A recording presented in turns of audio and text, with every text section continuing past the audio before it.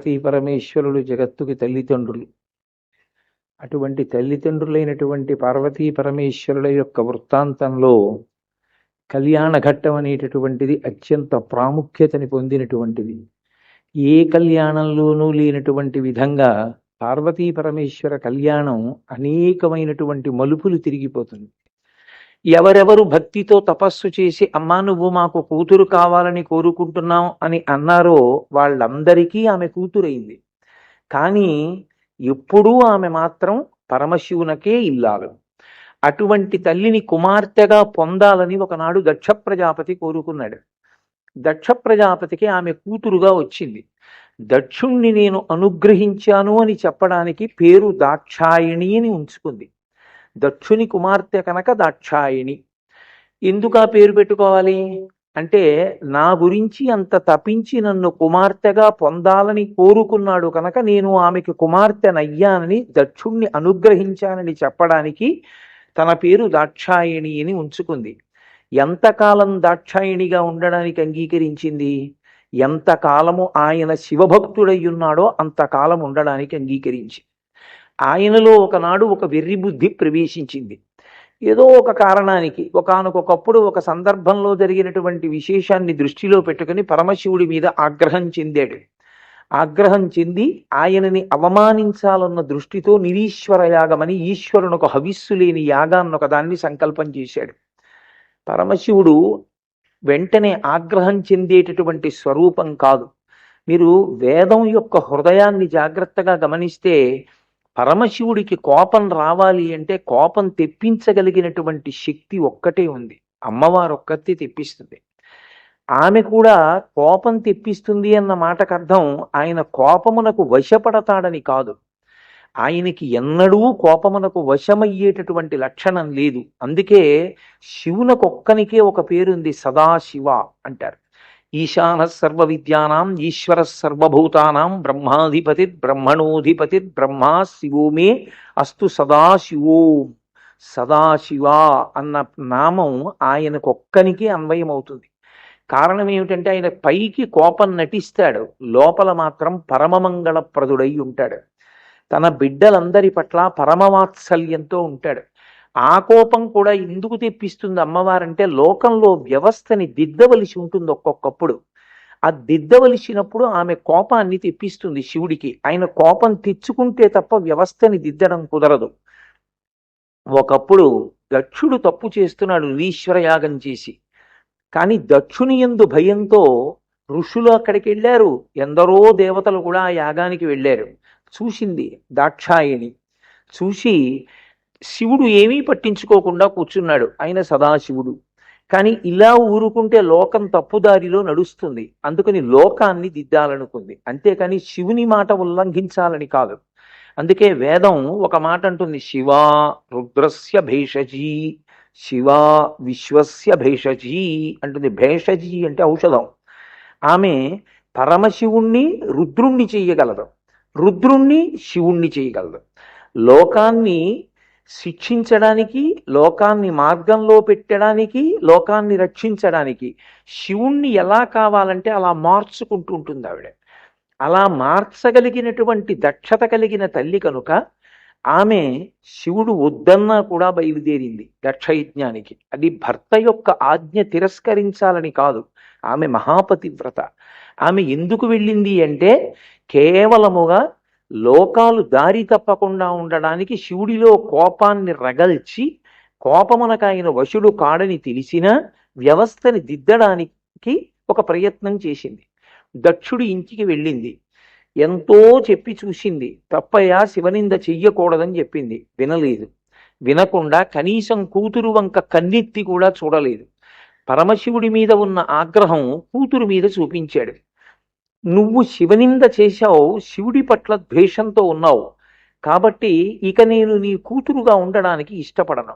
ఏ చెవులతో శివనింద విన్నానో, ఏ నిన్ను అనుగ్రహించి నీకు కుమార్తెగా వచ్చి దాక్షాయిణి అని పేరు పెట్టుకుని లోకంలో తిరుగుతున్నానో ఆ పేరుతో ఇక నేను ఉండడానికి ఇష్టపడను. ఎందుకంటే నువ్వు నా భర్తని నిందించావు, నేను ఎక్కడైనా కనపడితే లోకం నన్ను దాక్షాయణి అని పిలుస్తుంది. ఇక నీ కుమార్తె అన్న పేరుతో ఉండడం నాకు ఇష్టం లేదు. అందుకని నరుడు అజ్ఞానమునన్ భుజించిన జుగుప్సంబైన యన్నంబు సయ్యన వెళ్ళించి పవిత్రుడైన గతి. ఏదో తెలియక అన్నం తినేశాడు. చిట్ట చివర అన్నం తింటుంటే అందులో చనిపోయిన బల్లి కనపడింది. అయ్యో మధురంగా ఉందని తిన్నానని కడుపులో ఉంచుకుంటాడా? వేలు పెట్టి బయటికి కక్కేస్తాడు. అలా ఒకనాడు నువ్వు పూజించావని కూతురునయ్యాడు. ఇప్పుడు నువ్వు శివనింద చేశావు. ఇక నీకు కుమార్తెగా ఉండనని యోగాగ్ని యందు శరీరాన్ని విడిచిపెట్టింది. ఈ వార్త పరమశివుడికి తెలిసింది. ఆజ్యుండుగ్రుడు నీలకంఠుడి బదైచారాతి దష్టోష్టుడై ఆజ్యద్భౌరి ముగేంద్ర ఘోషమున భీమ ప్రక్రియన్ నవ్వుచున్ విద్యుద్వహ్ని శిఖాసముచ్చయ రుచిన్ వెల్గొందు చించజ్జటన్ సద్య క్రోధముతోడ పూంచి వైచన్ క్షమాచక్ర మధ్యంబునన్. ఆయన వెంటనే కోపం పొందినటువంటి వాడై ఆ కైలాసంలో ఉన్నటువంటి వాడు పైకి లేచి పెద్ద నవ్వొకటి నవ్వాడు. అది ఎలా ఉంది అంటే, ఆ సింహం నోరు తెరిచి గర్జన చేస్తే ఎలా ఉంటుందో అలా నవ్వి తన జటాజూటమంతా కదిలిపోయేటట్టుగా ఒక్కసారి తాండవం చేసి విద్యుద్వహ్ని శిఖా సముచ్చయ రుచిన్విల్గొందు చించజ్జటన్ సద్య క్రోధముతోడ పూంచి వైచన్ క్షమాచక్ర మధ్యంబునన్. ఆ జటని ఒకదాన్ని పిరికి భూమి యొక్క మధ్య భాగానికి వేసి కొట్టాడు.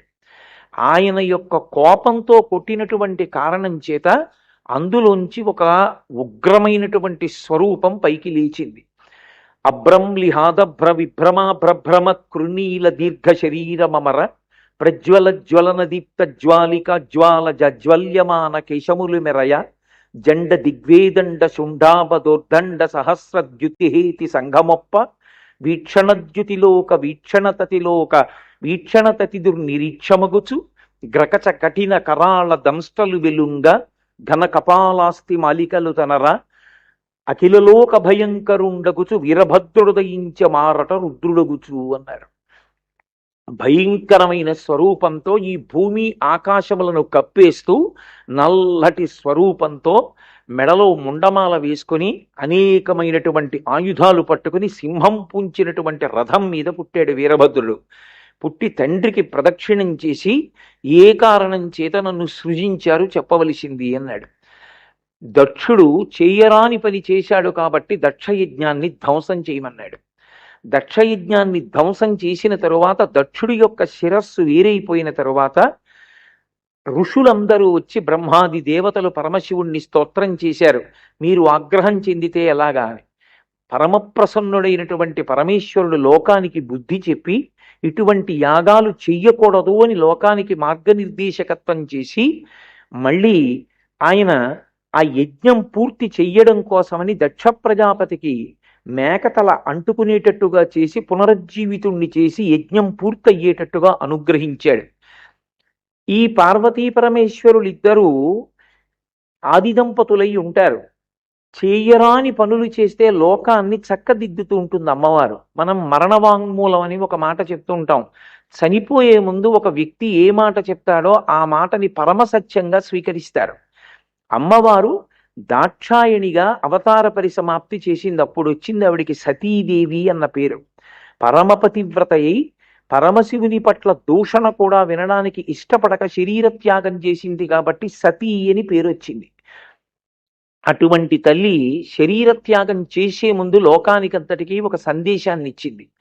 ఆవిడంది భవోనహోద్భీష్టి శివం శివేతరహ అంది. శివుణ్ణి నిందించిన వాడికి మంగళములు కలగమంటే ఎక్కడి నుంచి కలుగుతాయని అడిగింది. ఎక్కడ శివ నింద జరుగుతుందో, ఎక్కడ శివ దూషణ జరుగుతుందో అక్కడ మంగళములు ఉండవు అని ఆవిడ తీర్మానం చేసి చెప్పింది లోకానికి. చెప్పి ఆమె అవతార పరిసమాప్తి చేసింది దాక్షాయిణిగా. ఆమె దాక్షాయిణిగా ఉండగా పరమశివునితో కలిసి క్రీడిస్తున్నప్పుడు హిమాలయ పర్వత పార్శ్వముల యందు విహరిస్తూ ఉండేది. అలా విహరిస్తున్నప్పుడు మేనకాదేవి చూసింది, హిమవంతుని భార్య. హిమవంతుని భార్య అయినటువంటి మేనకాదేవి చూసి నాకు ఇటువంటి కుమార్తె జన్మిస్తే బావుండు అని మనసులో సంకల్పం చేసుకునేది. ఆమె మనసులో కోరుకుంది కనుక ఆ మేనకాదేవి కడుపున మళ్ళీ అవతారం స్వీకరించినప్పుడు తాను జన్మించాలి అంటే అవతారం స్వీకరించాలి అని అమ్మవారు నిర్ణయం చేసుకుని ఉంది. ఈలోగా ఒక విచిత్రం జరిగింది. ఒక అవతార స్వీకారం జరగాలి అంటే తెర వెనక ఎంతో పెద్ద కథ నడుస్తూ ఉంటుంది. సాధారణంగా బ్రహ్మజ్ఞానం కలిగినటువంటి మహాపురుషుల నోటి వెంట వచ్చినటువంటి మాట సత్యం అవుతుంది. వారు సత్యం పలకడం కాదు, వారు సత్యం పలికారనకూడదు. వారి నోటి వెంట ఏ మాట వచ్చిందో పరమేశ్వరుడు దాన్ని సత్యం చేస్తాడు. ఒకానొకప్పుడు వైకుంఠంలో సభ జరుగుతోంది. ఆ సభకి సనక సనందనాది మహర్షులు వచ్చారు. వాళ్ళు బ్రహ్మజ్ఞానులు. బ్రహ్మజ్ఞానం కలిగినటువంటి వాడు సభాప్రవేశం చేసినప్పుడు సభలో ఉన్న అందరూ కూడా లేచి నిలబడాలి. అది మర్యాద. అలా సనక సనందనాదులు వచ్చినప్పుడు అందరూ లేచి నిలబడ్డారు. కానీ పితృదేవతలకి దక్షాదేవి అనబడేటటువంటి స్వధాదేవి అనబడేటటువంటి ఆమె యందు జన్మించినటువంటి 3 కుమార్తెలు ఉన్నారు. వాళ్ళు పితరులకు స్వధాదేవి యందు జన్మించినప్పటికీ సంప్రదాయంలో వాళ్ళని అయోనిజలుగానే కీర్తిస్తారు. వాళ్ళ పేర్లు తలుచుకున్న మాత్రం చేత నిర్భయత్వం కలుగుతుంది అని శివమహాపురాణం తీర్పు చెప్పింది. అందులో పెద్ద ఆమె పేరు మేనకాదేవి, రెండవ ఆమె పేరు ధన్యాదేవి, మూడవ ఆమె పేరు కళావతి. ఈ 3 విష్ణు సభలో ఉన్నారు. సనక సనందనాదులు బ్రహ్మజ్ఞానులు సభాప్రవేశం చేస్తే వీళ్ళు 3 లేచి నిలబడలేదు. సరికదా నవ్వారు. ఒక్కొక్కసారి మాయ అలా ఉంటుంది. కాలం నడవడానికి, ప్రత్యేకమైన అవతారాలు స్వీకరించడానికి ఒక్కొక్కసారి ఎంతటి వారిని మాయ కమ్ముతూ ఉంటుంది. కాబట్టి ఇప్పుడు వాళ్ళు 3 నవ్వితే చూశారు సనక సనందనాదులు. మీరు చేసినటువంటి మహాపాపం చేత, బ్రహ్మజ్ఞానుల పట్ల చేసినటువంటి అపచారం చేత మీరు ఎంతో శిక్షని పొందవలసి ఉంటుంది. పెద్దలకి కోపం వచ్చి శాపవాక్కు ఇచ్చారంటారు. అది నిజానికి వాళ్ళకి కోపం వచ్చి కాదు, అందుకే శాపానుగ్రహం అంటారు. వాళ్ళు చేసినటువంటి దోషం వల్ల విశేషమైనటువంటి బాధ పొందకుండా చూడడం కోసమని దాన్ని తమ వాక్కు చేత బాగా తగ్గించేస్తారు. తగ్గించి ఏదో ఒక్క జన్మలో అనుభవించేటట్లుగా అనుగ్రహిస్తారు. అందుకే శాపానుగ్రహము అంటారు. అందులో సనత్కుమారాచార్యుల వారు లేచి ఒక మాట అన్నారు. మీరు లేచి నిలబడలేదు, సరికదా నవ్వారు. అది దోషపడితే అప్పుడు కారణం లేకుండా అటువంటి పరిహాసంలా నవ్వినటువంటి ఆ నవ్వుకి దోషం ఏర్పడుతుంది కనుక సనత్కుమారాచార్యుల వారు ఒక మాట అన్నారు. మీరు ఈ స్వర్గలోకం నుంచి భ్రష్టత్వాన్ని పొంది భూలోకం మీద జన్మించండి. భూలోకానికి ఓ లక్షణం ఉంటుంది, ఇది మర్త్యలోకం. అంటే ఇక్కడ పుట్టినటువంటి ప్రతి ప్రాణి మృత్యువుని పొందుతుంది. అందుకే శాపం ఇస్తే భూలోకంలో పుట్టండి అంటుంటారు. అయితే మీరు ఓ మాట నన్ను అడగచ్చు, ఏమండి భూలోకంలో పుట్టండి అంటే మనందరం ప్రారంధవశాత్తు పుట్టినటువంటిదా, మన జన్మలో అంత హేయమైనవా అని. కానీ యథార్థానికి మర్త్యలోకంలో మనుష్యుడిగా జన్మించడం కన్నా గొప్ప జన్మ ఇక ఎక్కడా లేదు. ఎందుచేత అంటే దేవతలుగా పుట్టారనుకోండి, వాళ్ళకి ఇక కర్మాధికారం ఉండదు. వాళ్ళు కర్మలు చేయడం కానీ కొత్తగా పుణ్యం పాపం చేయడం ఉండదు. ఎంతకాలం దేవతలుగా ఉంటారు అంటే చేసుకున్న పుణ్యం అయిపోయే వరకు ఉంటారు. క్షీణే పుణ్యే మృత్యలోకం విశంతి. వాళ్ళ పుణ్యం అయిపోయిన తర్వాత పడిపోతారు భూలోకంలోకి. అందుకే దేవతల పదవులు శాశ్వతం కావు, ఉన్నతిని పొందడానికి అవకాశం ఉండదు. అలాగే క్రిందికి ఉండేటటువంటి ప్రాణులు తిరియక్కులు, అంటే వెన్నుపాం అడ్డంగా ఉండేటటువంటి ప్రాణులకు కర్మాధికారం లేదు. ఒక రామనామం కానీ శివనామం కానీ చెప్పడానికి, దేవాలయ ప్రవేశం చేయడానికి, ఆవు పాలు తీసుకెళ్లి అభిషేకం చేయడానికి వెన్నుపాం అడ్డంగా ఉండేటటువంటి ప్రాణులకు అధికారం ఉండదు. వెన్నుపాం నిలువుగా ఉండేటటువంటి మనుష్యుడు పుణ్యకర్మాచరణము చెయ్యడం వలన దేవత కాగలడు. పాపకర్మలు చేసి వెన్నుపాం అడ్డంగా ఉండేటటువంటి ప్రాణిగా కొన్ని కోట్ల జన్మలు కిందికి వెళ్ళిపోగలడు. పుణ్యము పాపము నాకు అక్కర్లేదని అన్నీ పరమేశ్వరార్పణం చేసి పరమేశ్వరుడు ఎలా చెప్పాడో అలా శాస్త్రాన్ని పట్టుకుని బతికి భగవంతుడు చెప్పినటువంటి వేదాన్ని ఆధారం చేసుకుని ఏ విధమైనటువంటి ప్రతిఫలాన్ని అపేక్షించకుండా పరమేశ్వర ప్రీతి కొరకు చేసినటువంటి భక్తితో కూడిన కర్మాచరణము వలన ప్రీతి పొందినటువంటి పరమేశ్వరుని చేత అనుగ్రహింపబడిన జ్ఞానము వలన మరల పుట్టవలసినటువంటి అవసరం లేని మోక్షస్థితిని పొందగలడు. అందుకే మనుష్యుడు పొందగలిగినటువంటి అదృష్టాన్ని ఇక ఏ లోకంలో ఉన్న ఏ ప్రాణికి లేదు. అందుకే మనుష్య జన్మ సర్వోత్కృష్టమైనటువంటి జన్మ. కానీ దీనికి ఉన్న ప్రమాదం ఏమిటంటే కర్మాచరణము సరిగా ఉండకపోతే, వేదము ప్రమాణముగా జీవించడం చేత కాకపోతే దాని వలన పాపము సంక్రమించి ఆ పాపము వలన మళ్ళీ కొన్ని కోట్ల జన్మలు వెళ్ళిపోతాడు వెన్నుపాము అడ్డంగా ఉండేటటువంటి ప్రాణిగా. ఒక్కసారి జారి వెళ్ళిపోతే ఇక మళ్ళీ ఎప్పటికి మనుష్య ఉపాధి వస్తుంది అంటే చెప్పడం ఎవరితరమూ కాదు. అందుకే మనుష్య ఉపాధి రావడం ఒకెత్తైతే మనుష్య ఉపాధిని సక్రమంగా వినియోగించుకోవడం అంత కష్టం. అందుకని వాళ్ళని మత్స్యలోకంలోకి వెళ్ళి పుట్టమంటే అక్కడ ఉండేటటువంటి మేనకాదేవి, ధన్యాదేవి, కళావతి ముగ్గురు కూడా సనకసనందనాదుల పాదముల మీద పడి వారు చేసినటువంటి అపరాధమునకు క్షమార్పణ ప్రార్థించారు. వెంటనే ఆగ్రహం చల్లారిపోయినటువంటి సనత్కుమారాచార్యుల వారు వారికి శాపావకాశం ఇస్తూ ఒక మాట అన్నారు. మీరు భూమి మీద పుడతారు, కానీ పెద్ద పిల్ల అయినటువంటి మేనకాదేవి అన్న పేరుతోనే భూలోకంలో పుడుతుంది. ఆమె హిమవంతునికి కుమార్తె అవుతుంది. హిమవంతునికి కుమార్తె అయిన కారణం చేత దాక్షాయణిగా శరీరం విడిచిపెట్టినటువంటి అమ్మవారు ఈ మేనకాదేవి కడుపున కూతురుగా పుట్టాలి అని సంకల్పం ఎందుకు చేస్తుంది అంటే శివునితో కలిసి హిమవత్ పర్వత పార్శ్వమునందు ఆమె తిరుగాడినప్పుడు అటువంటి కూతురుని పొందాలని ఈ మేనకాదేవి సంకల్పం చేస్తుంది. మనసులో కోరుకున్న కోరికని కూడా తెలుసుకుని ప్రతిస్పందించగలిగినటువంటి లక్షణం ఉన్నటువంటి కరుణామూర్తి అయిన పరదేవత ఈమె యొక్క కడుపున కూతురై పుడుతుంది. పరదేవతకి తల్లి అయిన కారణం చేత ఈమె మోక్షాధికారాన్ని పొందుతుంది. రెండవ పిల్ల అయినటువంటి ధన్యాదేవి జనక మహారాజు గారికి భార్య అవుతుంది. జనక మహారాజు గారికి భార్య అయిన కారణం చేత సీతాదేవికి తల్లి అయి సీతమ్మ తల్లిని కన్యాదానం చేస్తుంది. సీతమ్మని కన్యాదానం చేసిన కారణం చేత ధన్యాదేవికి వైకుంఠలోక ప్రాప్తి కలుగుతుంది. మూడవ పిల్ల అయినటువంటి కళావతి వృషభానుడు అనబడేటటువంటి ఒక వైశ్యునికి ఇల్లాలవుతుంది.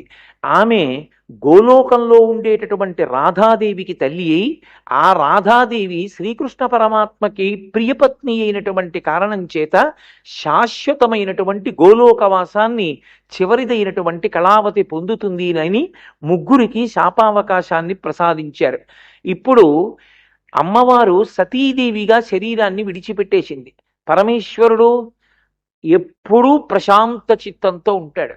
ఆయన పైకి లోక సంరక్షణ కొరకు కోపంగా ఉన్నట్టుగా కనపడతాడు, కోపం అణిగిపోయినట్టు కనపడతాడు తప్ప అసలు నిజానికి ఆయన ఎప్పుడూ కోపమునకు వశపడేవాడు కాడు. అందుకే హాయిగా తనలో తాను రమిస్తూ దక్షిణామూర్తిగా సనకసనందనాదులకు బ్రహ్మజ్ఞానాన్ని ఉపదేశం చేస్తూ ఒక వటవృక్షం కింద కూర్చున్నాడు.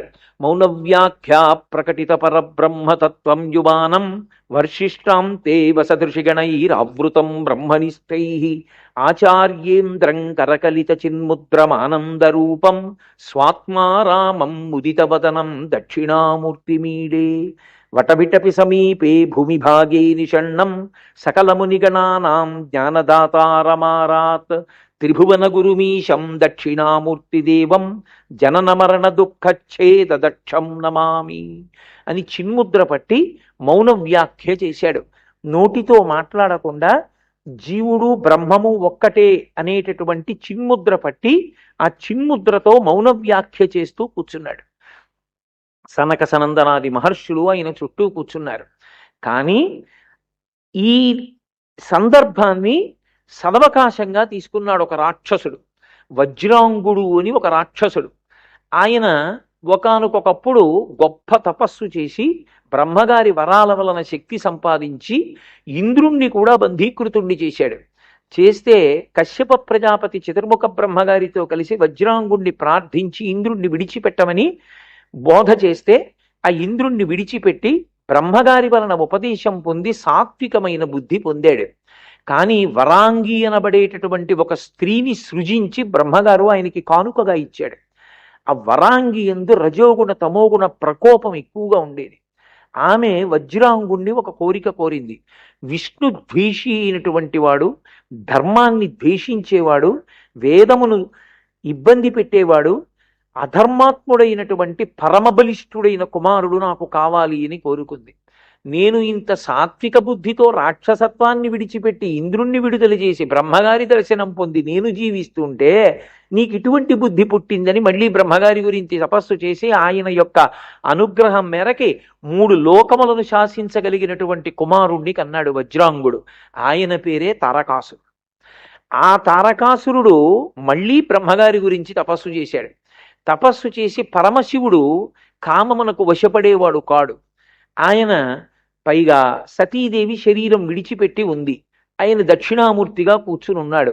పక్కన భార్య లేదు. విశేషించి పరమశివునికి కామం కలగదు.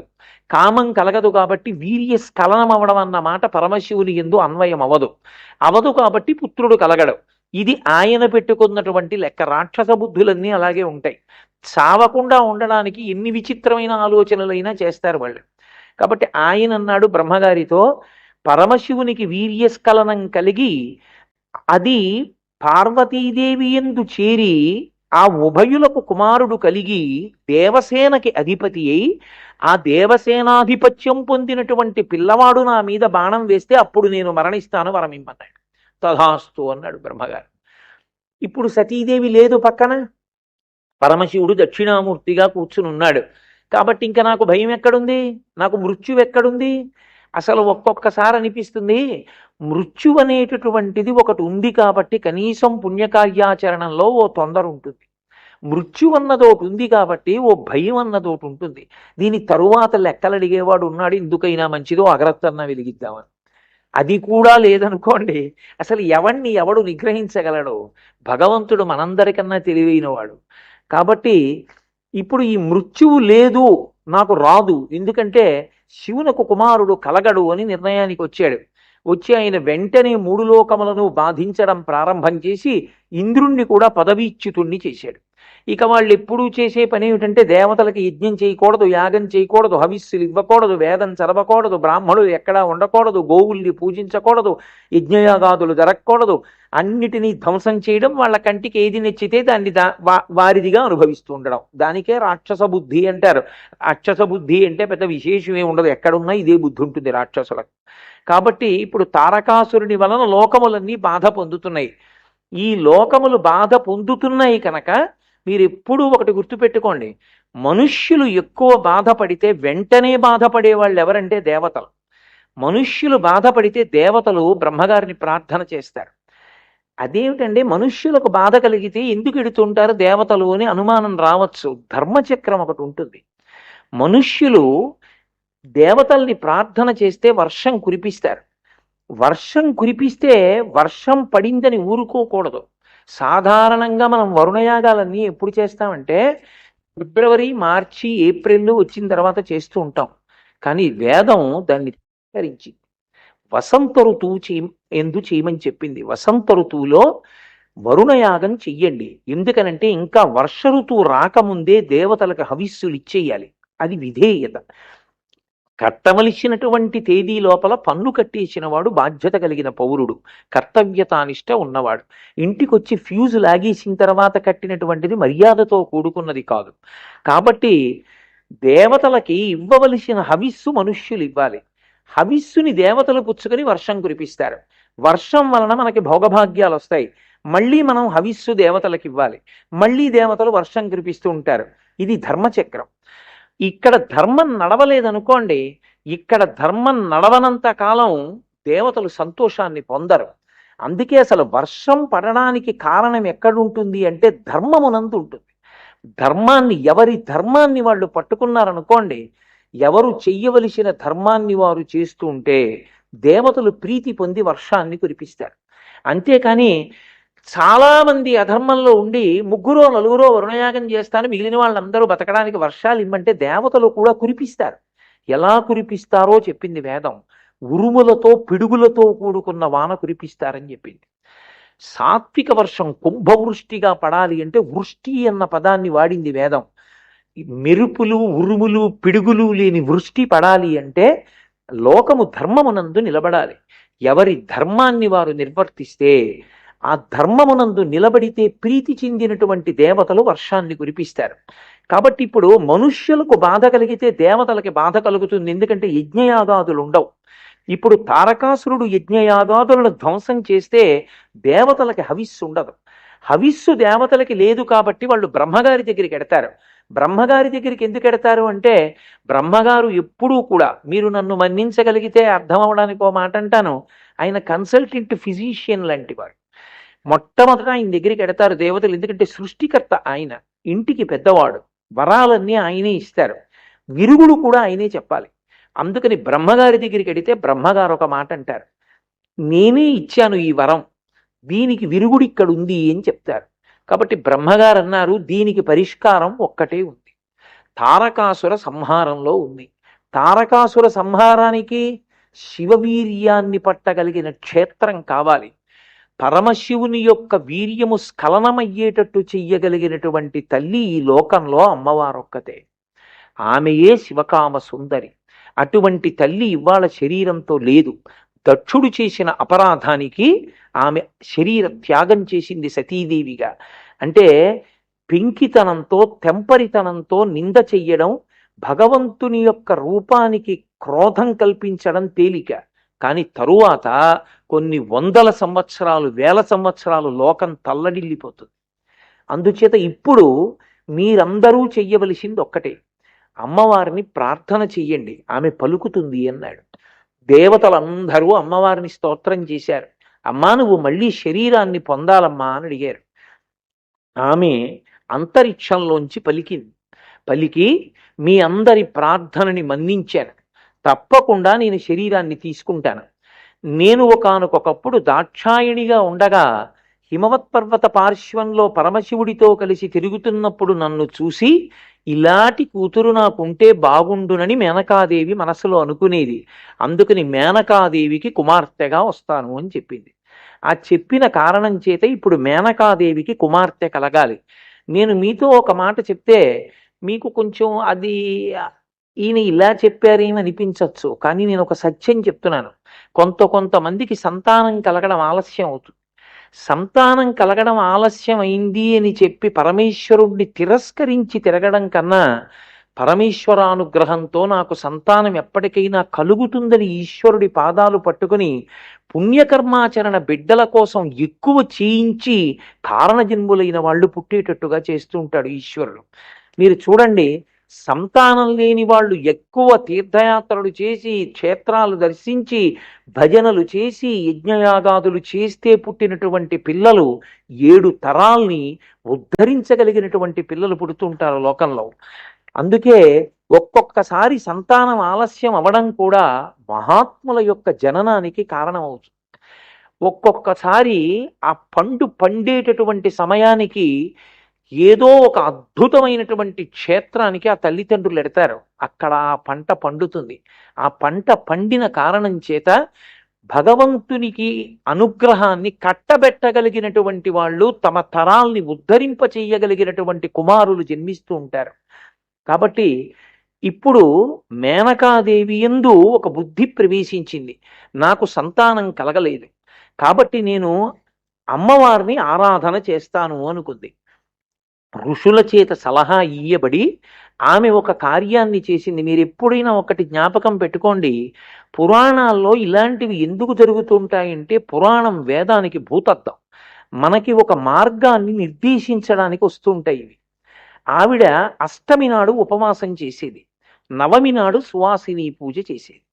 అష్టమి నాడు ఉపవాసం ఉండి నవమి నాడు సువాసిని పూజ చేస్తే, అలా పూజ ఎవరు చేశారో వారి యందు పరదేవత అనుగ్రహిస్తుంది.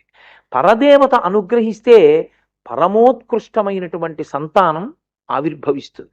అందుకే ప్రతి అష్టమి నాడు ఉపవాసం ఉండి నవమి నాడు ఆమె సువాసిని పూజ చేసింది. అలా 27 సంవత్సరములు చేసింది మేనకాదేవి అని శివమహాపురాణంలో వ్యాస భగవానుడు చెప్పాడు. 27 సంవత్సరములు చేసిన తర్వాత అమ్మవారు ప్రత్యక్షమై నీకేం కావాలని అడిగితే నాకు నువ్వే కూతురుగా కావాలంది. ఎందుకని వెనక సనత్కుమారాచార్యుల వారి శాపానుగ్రహం ఉంది, ఆయన వాక్కు సత్యం అవ్వాలి. పెద్దల యొక్క మాట సత్యం చెయ్యడానికి పరమేశ్వరుడు ప్రయత్నం చేస్తాడు ఎప్పుడు. అందుకని అమ్మవారిని చూడగానే మేనకాదేవి అంది, నువ్వు నాకు కుమార్తెగా రావాలని. అంటే నవ్వి తల్లి అంది, తప్పకుండా నీకు కుమార్తెగా జన్మిస్తాను, కానీ నేను చాలా ఇంకా బిడ్డలు కావాలా అని అడిగింది. 9 పుత్రులు కావాలని అడిగింది. నాకన్నా ముందు నీకు కొడుకు పుడతాడు, కొడుకు తర్వాత నేను పుడతానంది. మొట్టమొదట పుట్టినటువంటి వాడు మైనాకుడు. అమ్మవారి అనుగ్రహంతో పుట్టాడు కాబట్టే మైనాక పర్వతం అంత గొప్ప పర్వతం అయింది. హిమవత్ పర్వతం యొక్క పెద్ద కొడుకు మైనాక పర్వతం. ఆ తరువాత అమ్మవారు జన్మించి అమ్మవారు అవతార స్వీకారం చేసి చిన్న ఆడపిల్లగా వాళ్ళ ఇంట పుట్టింది. పుట్టినప్పుడు ఆ పిల్లని చూడ్డానికి నారదుడు వచ్చాడు. ఆ పిల్ల నల్లగా ఉంది. నల్లగా ఉండడానికి కారణం ఆమె నారాయణుని చెల్లెలు. వాళ్ళిద్దరూ ఎప్పుడు పుట్టినా ఒక్కసారే పుడతారు. అందుకే చైత్ర శుక్ల నవమి శ్రీరామ నవమి. చైత్ర శుక్ల నవమి మధ్యాహ్నం 12 గంటలకి రామచంద్రమూర్తి ఆవిర్భవిస్తే చైత్ర శుక్ల నవమి నాడే పార్వతీదేవి కూడా జన్మించింది అని శివమహాపురాణంలో వ్రాయబడింది. అంటే ఇద్దరూ ఎప్పుడూ ఒక్కసారే పుడుతూ ఉంటారు.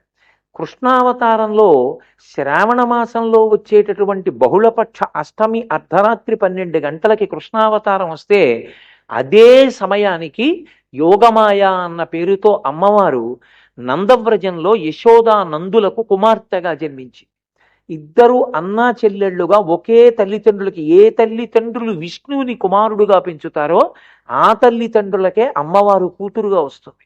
అందుకే నారాయణ నారాయణి వాళ్ళిద్దరి పేర్లు.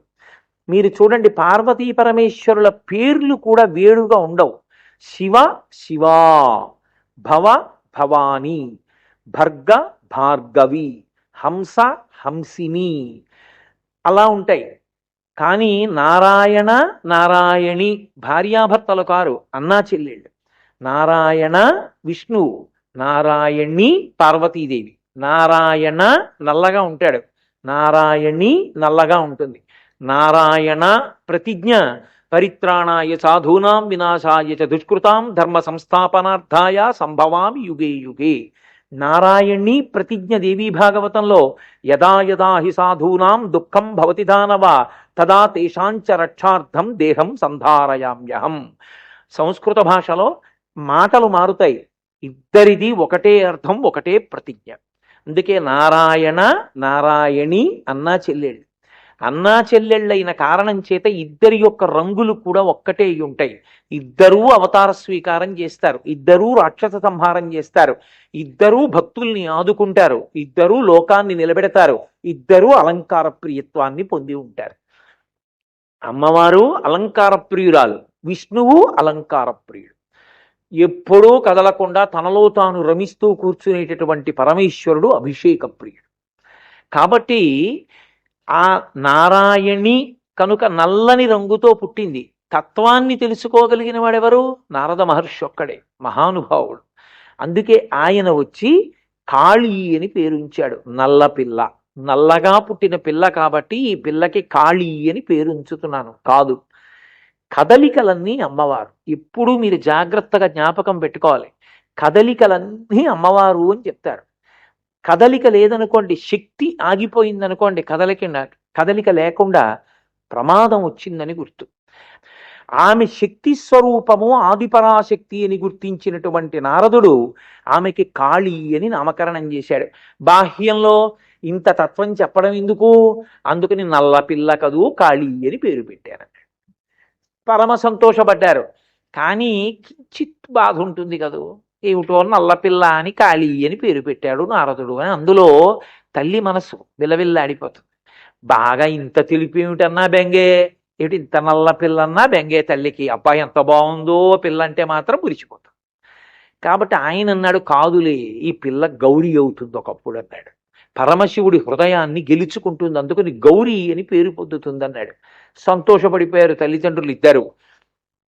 ఆ పిల్ల పుట్టి, చిన్న పిల్ల ఆ పాకుతూ తప్పటడుగు లేస్తూ ఇంట్లో నడుస్తుంటే హిమవంతుడు పొంగిపోయాట. నరదేవాసుర పూజితాంఘ్రియుగళ నారాయణి శాంకరి కరుణాపూరిత మానస త్రినయని కళ్యాణయుక్త నిశాచర దర్పోన్నత సంహరి సదమల చండార్చిని యోగిని తరుణి ఆగమవందిత భగవతి తల్లి జగన్మోహిని అని పిలిచాడు. అమ్మా ఎంత అదృష్టం అమ్మా, నా అదృష్టం.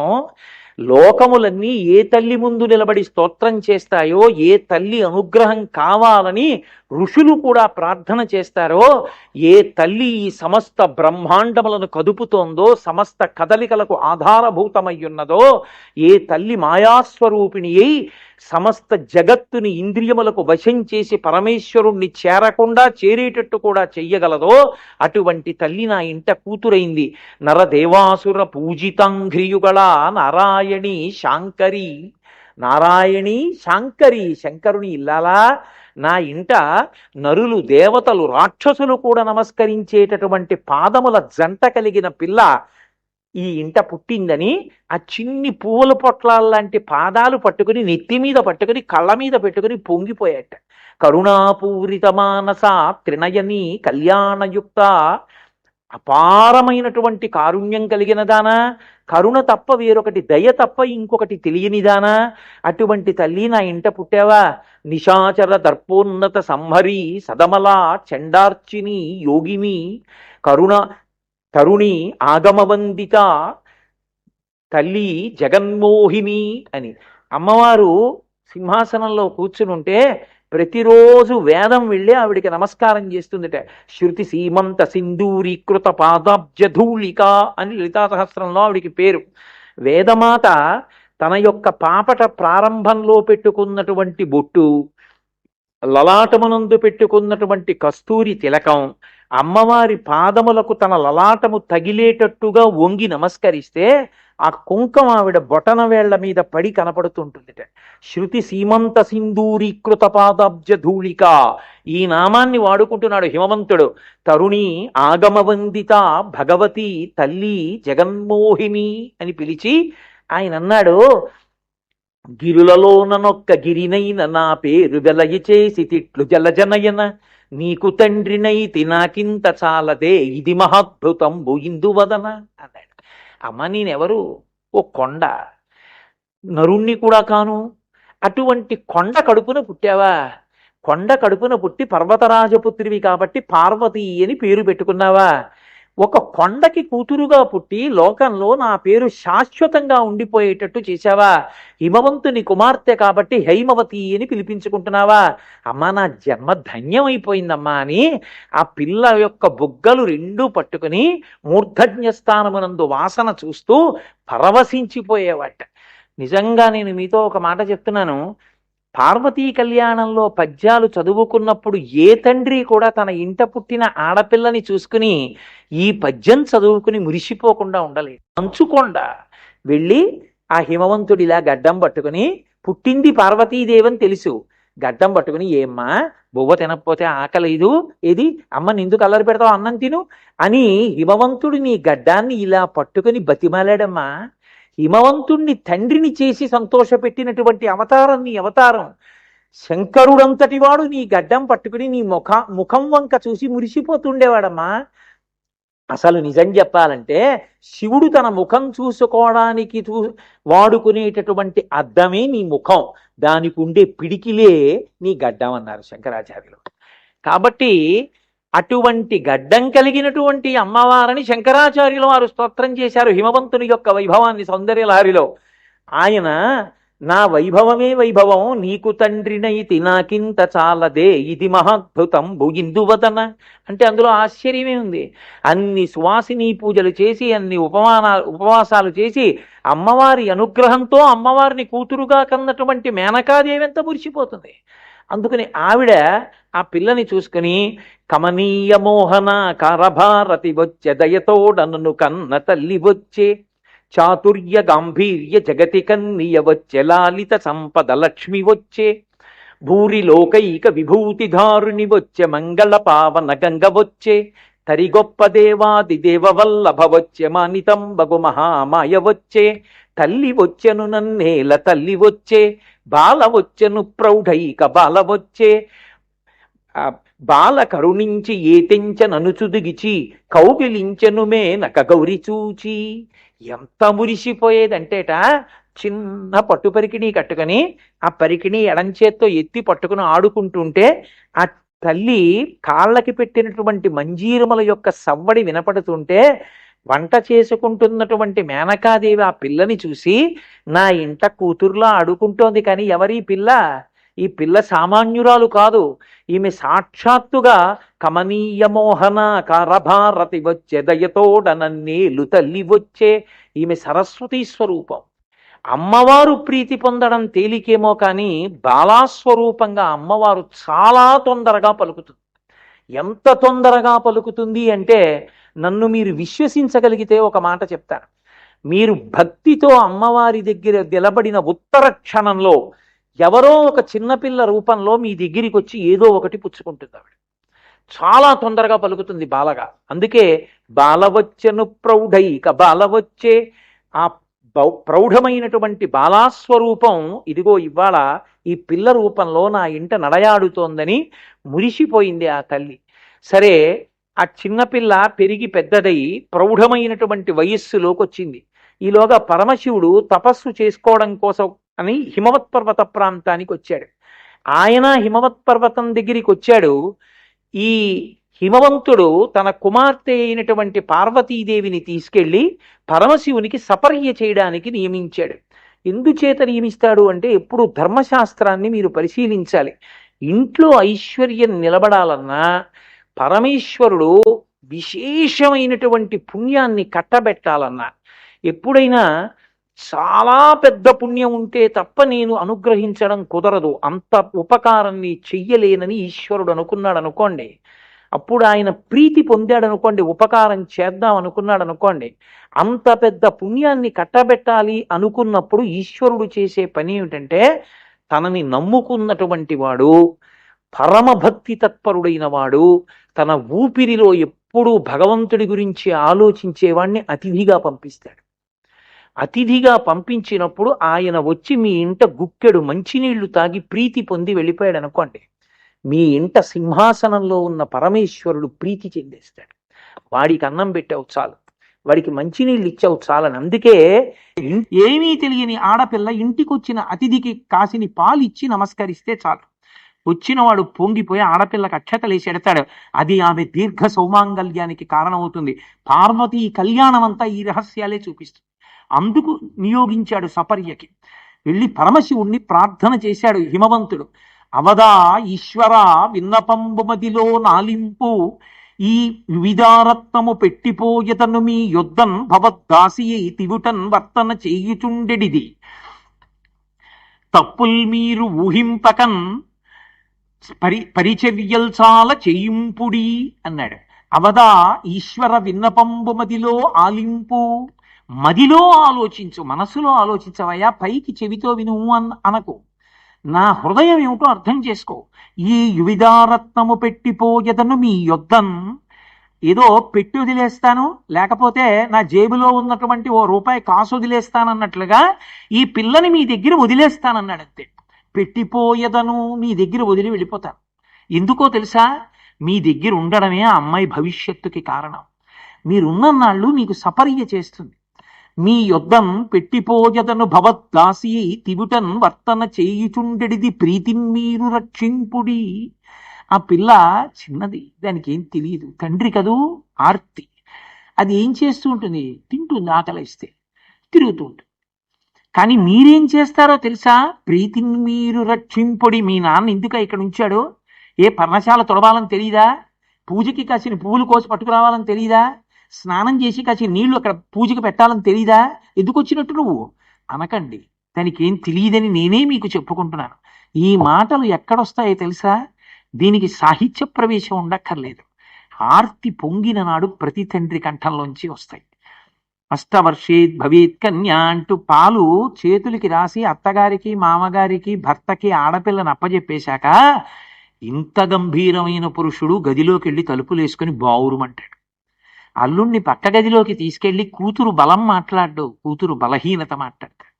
దానికి ఏం తెలియదయ్యా, ఎక్కువ మాట్లాడేస్తుంది, దాచుకోవడం రాదు, ఉన్నమాట అంటుంది. ఎప్పుడైనా మీ అమ్మగారు, నాన్నగారు, మీ అన్నయ్య వాళ్ళు నొచ్చుకుంటారేమో, కడుపులో పెట్టుకోసుమా.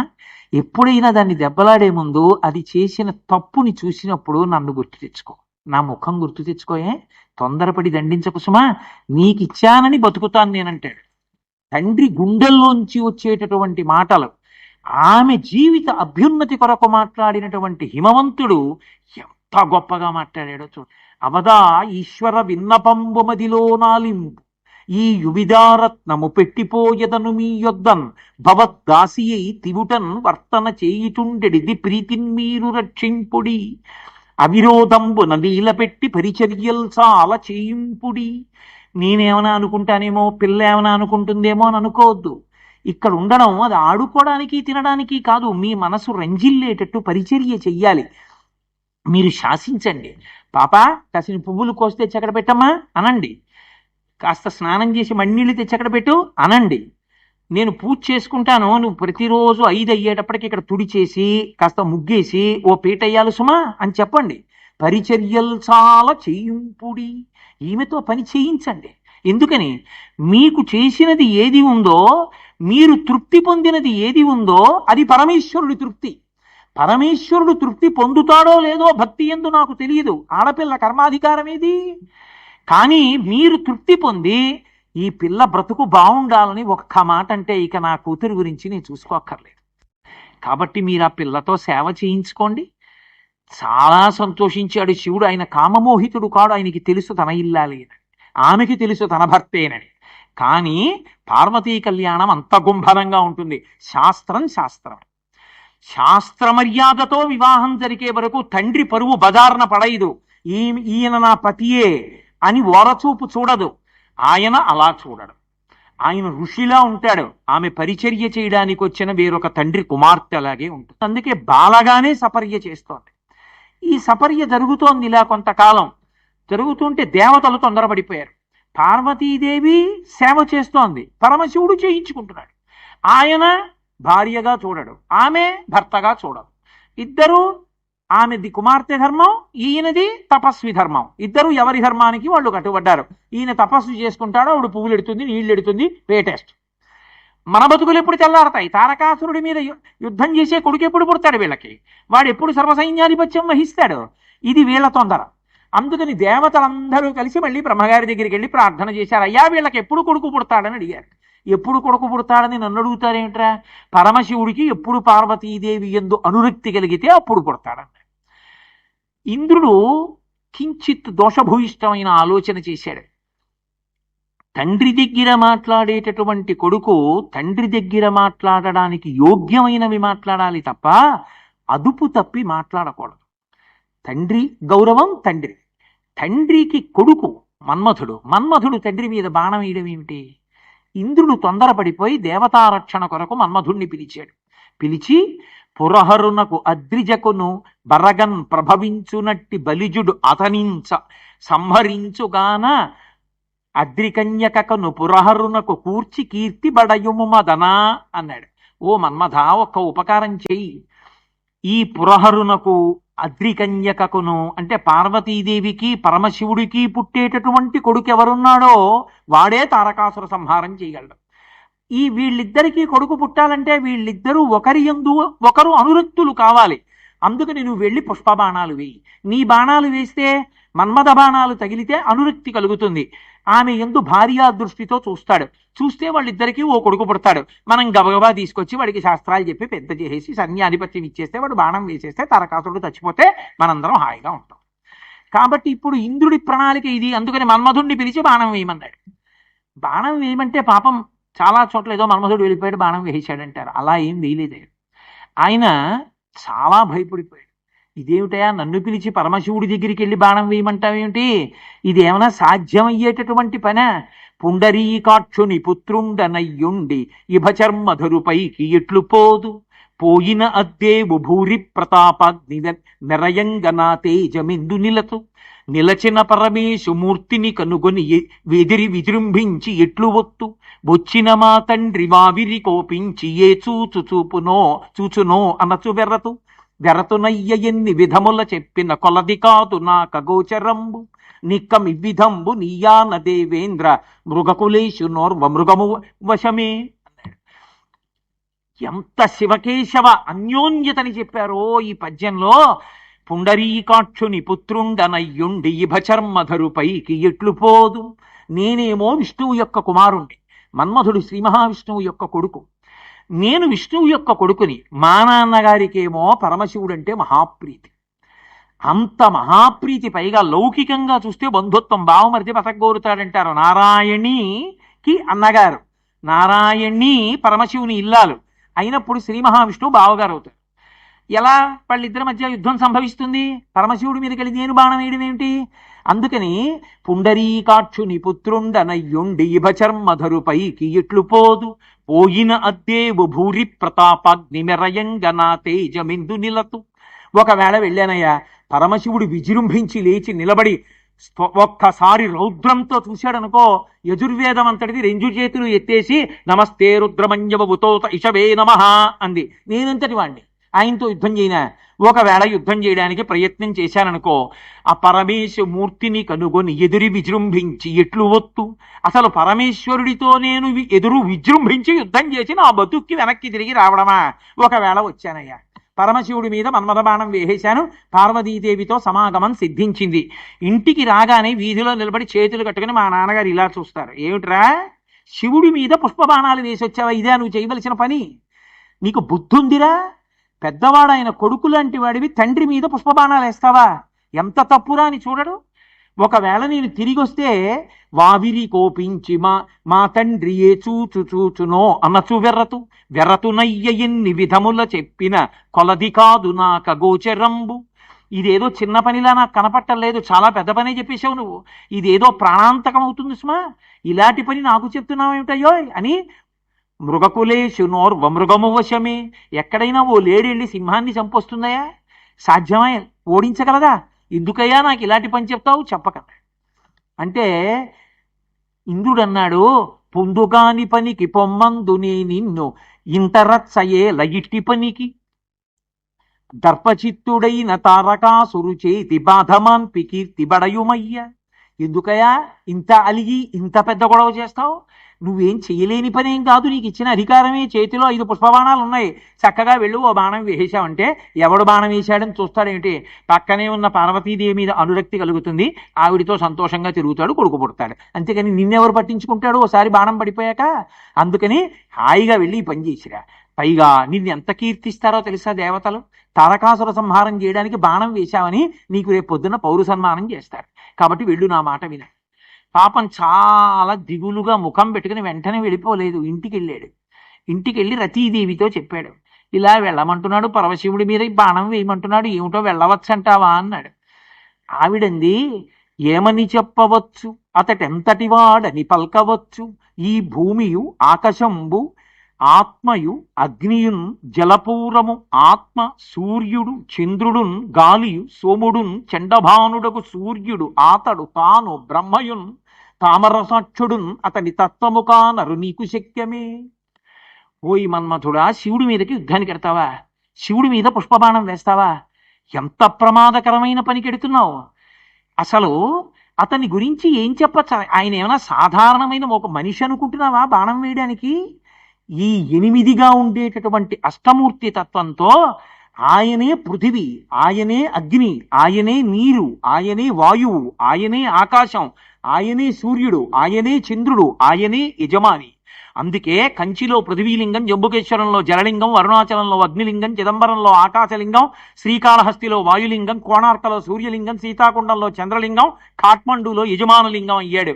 ఇంత పెద్ద స్వరూపాన్ని పొందినటువంటి పరమేశ్వరుడి మీద అగ్ని ముఖంబు పరాపరాత్మకమాత్మ కాలంబు గతి రత్నగర్భ పదము శ్వసనంబు నీ యూర్పు రసన జలేషుండు దిశలు కర్ణంబులు దివము నాభి సూర్యుండు కన్నులు శుక్లంబు సలిలంబు జఠరంబు జరదులు చలదులు చదలు శరము సర్వౌషధులు రోమచేయము శల్యంబు లద్రులు మానసం అమృతకరుండు ఛందములు ధాతువులు ధర్మసమితి హృదయమాస్య పంచకము ఉపనిషదాహ్వయంబైన నీరూప సరసత్వమై శివాఖ్యయై స్వయం జ్యోతి అయ్యొప్పు ఆజ్యమగుచు అని వేదం స్తోత్రం చేస్తుంది. అటువంటి మహానుభావుడి మీదకెళ్ళి బాణం వేస్తావా?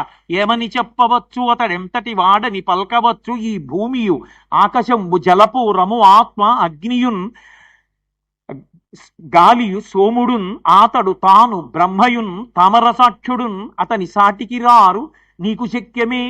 8 మూర్తులుగా ఉండేటటువంటి వాడు భోరంభంసనలో నిలోంబర మహార్నాథో హిమాంసప్పుమాన్ నిత్యాభాతి చరాచరాత్మక విధం యస్యైవ మూర్ఛష్టకం నాణ్యకించన విద్యతే విమృశతాం యస్మాత్ పరస్మాత్ విభో తస్మై శ్రీ గురుమూర్తయే నమ ఇదం శ్రీ దక్షిణామూర్తయే అని స్తోత్రం చేస్తారు శంకరులు.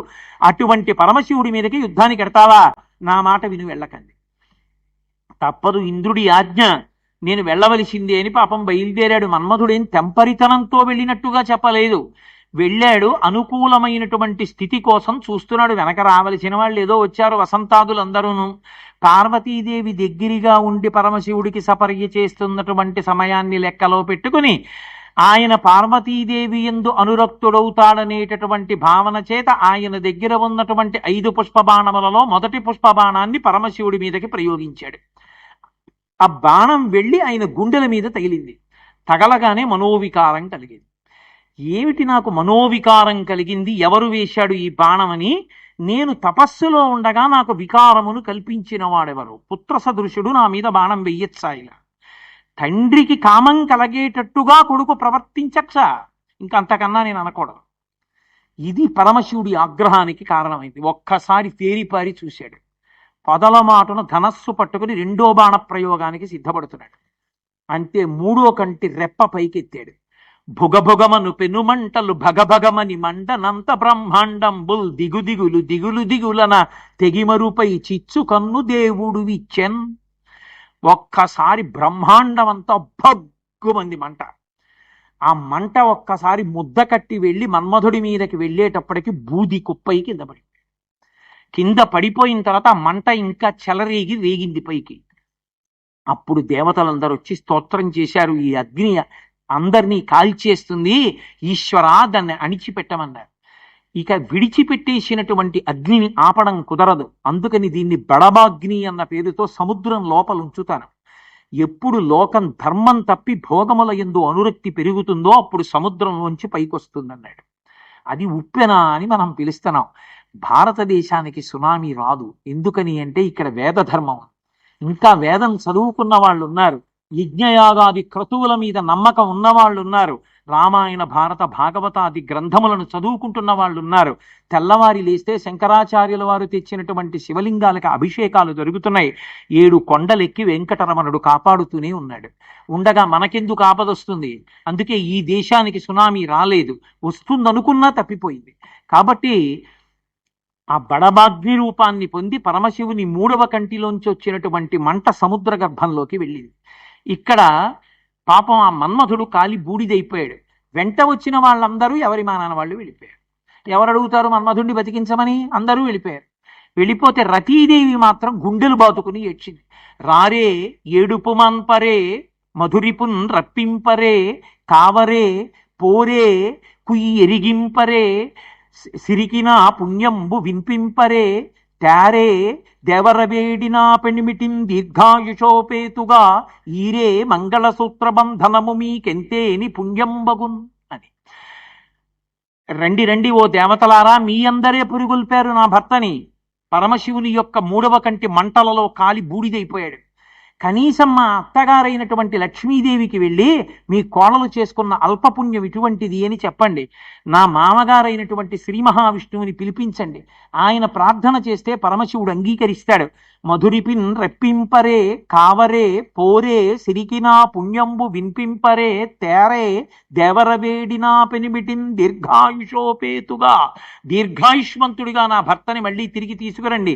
ఈరే మంగళసూత్ర బంధనము మీకెంతేని పుణ్యంబగున్, నాకు ఆ మంగళసూత్రాన్ని నిలబెట్టండి, మీకు పుణ్యం అవుతుందని తల్లులు పుణ్యగేహినులు తండ్రులు పుణ్యజనంబులంచునావుల్లమునందు నేతలంతో ఓ సురగేహినుల అరమీరు నా తల్లులు నేను కూతురను ధర్మపు నోముల దాన నన్మిక్కిలిమిచ్చి మీ అల్లుని తెచ్చి ఇచ్చినన్మరల 5వచే ఎరమీకు మ్రొక్కెదన్. ఓ దేవతాకాంతలారా, మీ అందరూ నాకు తల్లులు, ఋషులందరూ నాకు తండ్రులు, మీకందరికీ నేను కూతుర్లాంటి దాన్ని, ధర్మంతో నోములు నోచిన దాన్ని, నా 5వతనాన్ని నాకు మళ్ళీ నిలబెట్టండి అని గుండెలు బాతుకుని ఏడుస్తోంది. చూసింది అమ్మవారు. చూసి అక్కడ బాలాస్వరూపంతో ఉంది, కానీ అమ్మవారు అనుగ్రహించింది. ఇక్కడ మన్మధుడు కొంతకాలం పాటు నీ కంటికి కనపడడం, కానీ ఒక్క రతీదేవికి మాత్రం కనపడేటట్టుగా అనుగ్రహిస్తూ శరీరం లేకుండానే మన్మధుడు అందరి మీద బాణాలు వేసి పునరుత్పత్తి జరిగేటట్టుగా ఆమె మళ్ళీ అనుగ్రహించింది. అప్పుడు పరమశివుడు జోక్యం చేసుకుని రతీదేవి యొక్క ఏడుపు విని మళ్ళీ ఒకానొకప్పుడు శ్రీ మహావిష్ణువు కృష్ణావతారం స్వీకరించిన నాడు ప్రద్యుమ్నుడన్న పేరుతో పుడతాడు. శంబరాసురుడన్న రాక్షసుడు తీసుకెళ్లి సముద్రంలో పడేస్తే రక్షించుకుంటావు. అప్పుడు మళ్ళీ రూపాన్ని పొంది నువ్వు చూడడానికి వీలవుతాడు. అప్పటి వరకు రూపం లేకుండానే మన్మధుడు బాణాలు వేస్తాడని అనుగ్రహించాడు. ఇక్కడ మీరు నన్ను ఒక ప్రశ్న వెయ్యొచ్చు, ఏమండి మన్మధుడు లేకపోవడం చాలా అదృష్టం కదా, ఆయన ఉండబట్టే కదా మనందరం పుట్టడం చావడం ఇవన్నీ జరుగుతున్నాయి, ఈ గొడవ లేకపోతే ఎంత బాగుండేదండి, ఎందుకు మళ్ళీ మన్మధుడిని బతికించినట్టు అని. కానీ మీరు ఒక్కటి అర్థం చేసుకోండి, మన్మధుడు ఉండాలి. ఎందుకు ఉండాలి అంటే మన్మధుడు ఉంటేనే శరీరాలు వస్తాయి.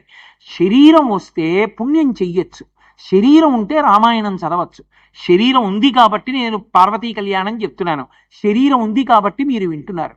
శరీరం ఉంది కాబట్టి బిడ్డల్ని కని పితృరుణాన్ని తీర్చుకోవచ్చు. శరీరం ఉంటే భగవద్గ్రంథాల్ని చదివి ఋషిరుణం తీర్చుకోవచ్చు. శరీరం ఉంటే యజ్ఞయాగాది క్రతువులు చేసి దేవతారుణం తీర్చుకోవచ్చు. లేనప్పుడు పాపపుణ్యాలు అలాగే ఉండిపోతాయి. జీవుడు మోక్షాన్ని ఎలా పొందుతాడు? పొందడం కుదరదు. అందుకని అమ్మవారు మళ్ళీ మన్మధుడికి ప్రాణం ఇచ్చింది, ఇచ్చి మళ్ళీ సృష్టించింది. మళ్ళీ ఆయన సాకారుడు ఎప్పుడవుతాడో పరమశివుడు అనుగ్రహించాడు. ఎప్పుడైతే ఇంత పెద్ద అల్లరి జరిగిందో పరమశివుడు అక్కడి నుంచి వెళ్ళిపోయాడు.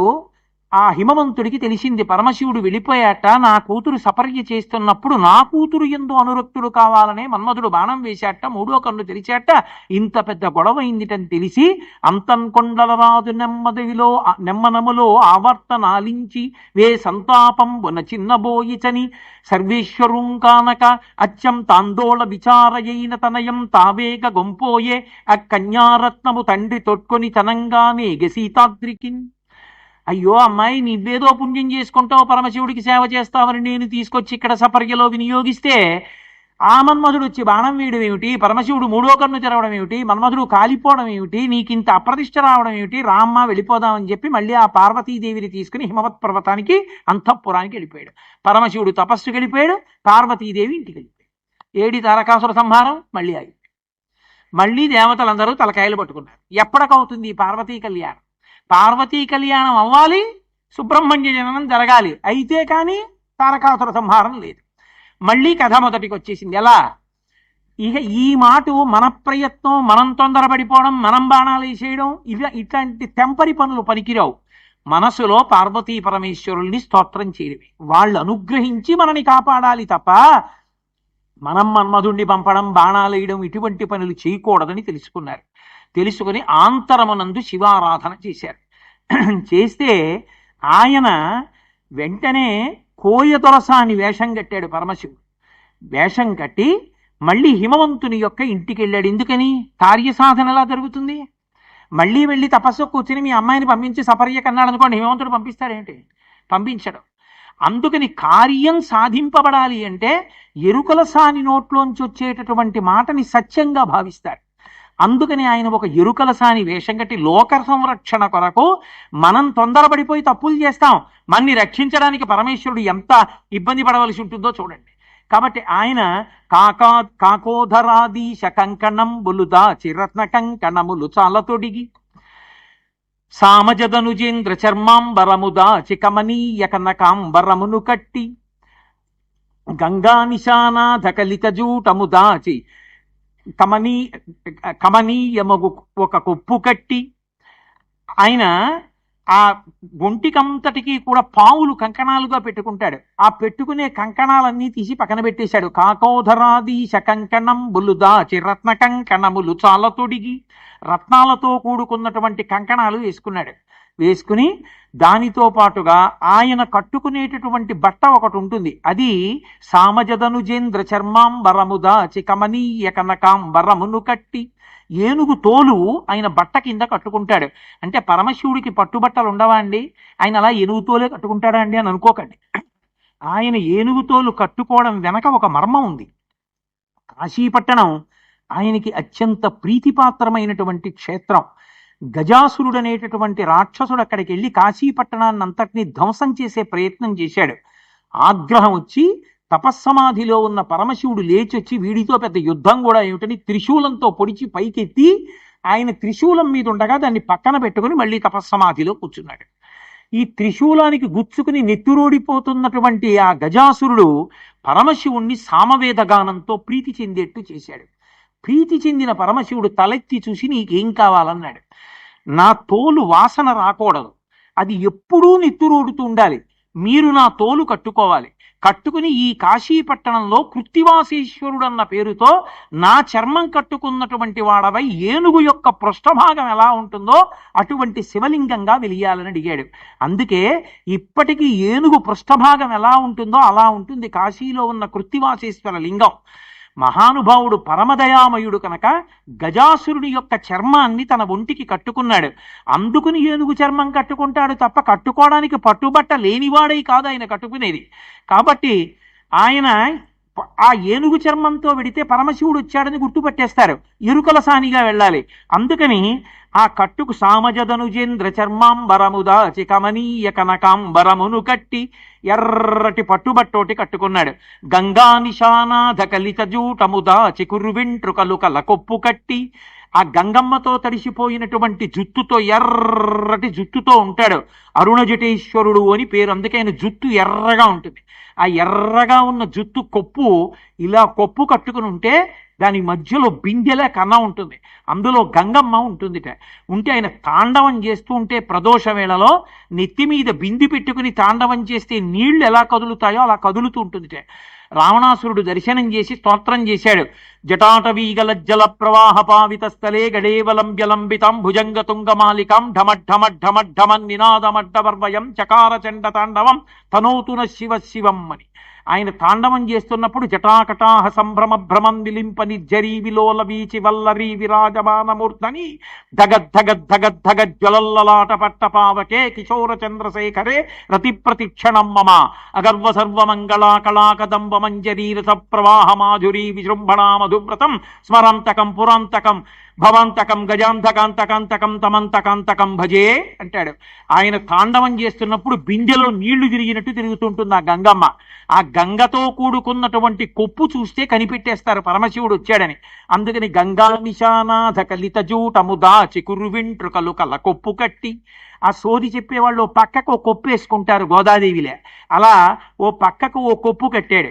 కొప్పు కట్టి ఆయన ఆ సోది చెప్పడానికి వెడుతూ పావకరాజిత పాలభాగము దాచి తిలకంబుతో పాలమమర చేసి, ఆయన లలాట భాగమునందు మూడవ కన్ను ఉంటుంది. మూడవ కన్ను చూస్తే గుర్తు పరమశివుడిని త్రినేత్రుడని. అందుకని మూడవ కన్ను పక్కకి తప్పించి దాని బదులు పెద్ద కుంకం బొట్టు ఒకటి పెట్టుకున్నాడు. సోది చెప్పేవాళ్ళు ఇంత బొట్టు ఏం పెట్టుకోరు, ఇక్కడి నుంచి ఇక్కడి వరకు సరిపోయేటట్టు ఓ పెద్ద రూపాయి కాసంత బొట్టు ఒకటి పెట్టుకుంటారు. అందుకని అంత పెద్ద కుంకం బొట్టు ఒకటి పెట్టుకున్నాడు. పెట్టుకుని త్రిశూల హస్తంబు దాచి చేత సజ్జయమర విభూతి దాచి పసుపు పూసి త్రిశూల హస్తంబు దాచి చేత పూల సజ్జయమర వెలది మేనకల్గు వీరుడు వెలదియై ఎరుక ఎరుకయనచు ఎగుదించే. చేతిలో ఎప్పుడూ త్రిశూలం పట్టుకునేటటువంటి పరమశివుడు త్రిశూలాన్ని పక్కన పెట్టేసి ఓ పూల బుట్ట ఒకటి చేత్తో పట్టుకుని శరీరార్ధ భాగమునందు పార్వతీదేవి ఉండేటటువంటి పరమశివుడు పూర్తిగా ఆడదానిగా మారిపోయి సోది చెప్పేటటువంటి ఆడదానిగా వెలది ఆ ఎరుక ఎరుకయనచు ఎగుదించే. ఎరుక చెప్తానమ్మా ఎరుక అంటూ బయలుదేరి హిమవంతుని యొక్క అంతఃపురానికి వచ్చాడు. ఆ హిమవంతుడు మేనకాదేవి తీసుకొచ్చి పరమశివుణ్ణి కూర్చోబెట్టి, అసలే ఏమిటో పిల్ల ఇలా అయిపోయింది, ఆ పరమశివుడి దగ్గరికి పరిచర్యకి పంపించాం, ఆ మన్మధుడు మానం వేశాడు, ఆయనకి కోపం వచ్చింది, ఆయనటో వెళ్ళిపోయాడు, పిల్ల ఇంటికి వచ్చేసింది, బెంగ పెట్టుకుంది, ఏమిటో ఈ అల్లరంతా, ఈ పిల్లకి పెళ్ళి ఎప్పుడవుతుంది, ఏమిటి ఇలా జరిగింది ఏమిటని పాపం వాళ్ళు తలలు పట్టు కూర్చుని ఉన్నారు. సోది చెప్పిస్తే జరగబోయేటటువంటిది చెప్తుంది కదా అని చెప్పి తీసుకొచ్చి కూర్చోబెట్టి ఏం జరుగుతుందో చెప్పమ్మా అని అడిగారు. ఆ వచ్చినటువంటి సోది చెప్పేటటువంటి రూపంలో ఉన్న పరమశివుడు అమ్మవారి గురించి చెప్పాడు. కువలయలోచన కొన్నిది నంబులు కొండల రాజింట నుండగలదు ఉండి నువిధిలతో కూడి వనంబునకేగి శివునకై తపమర్ది చేయగలదు తపమర్ది చేసిన తరలాక్షి నిన్ను గూర్చి మీనాంక వైరియు మెచ్చగలడు మిచ్చి సంభావించి నీ తండ్రి ఇంట నువేడుక నిన్ను పెండ్లి ఆడగలడు పెండ్లి ఆడి శివుని అర్ధాంగలక్ష్మివై అఖిల భువన రాజ్య సంపదలు కలిగి మోములారుగలగు బాలునికని మోదముననుండగలవువో ధవళనేత్రా అన్నాడు. కువలయలోచన కొన్నిది నంబులు కొండల రాజింట నుండగలదు. ఈ పిల్ల నల్ల కలువలు ఎలా ఉంటాయో అటువంటి కన్నులున్నటువంటి ఈ పిల్ల కొంతకాలమే ఈ కొండలరాజైనటువంటి హిమవంతుని యొక్క ఇంట్లో ఉంటుంది. ఉండి కొంతకాలం అయిపోయిన తర్వాత ఈ పిల్ల అరణ్యానికి వెళ్ళి తపస్సు చేస్తుంది.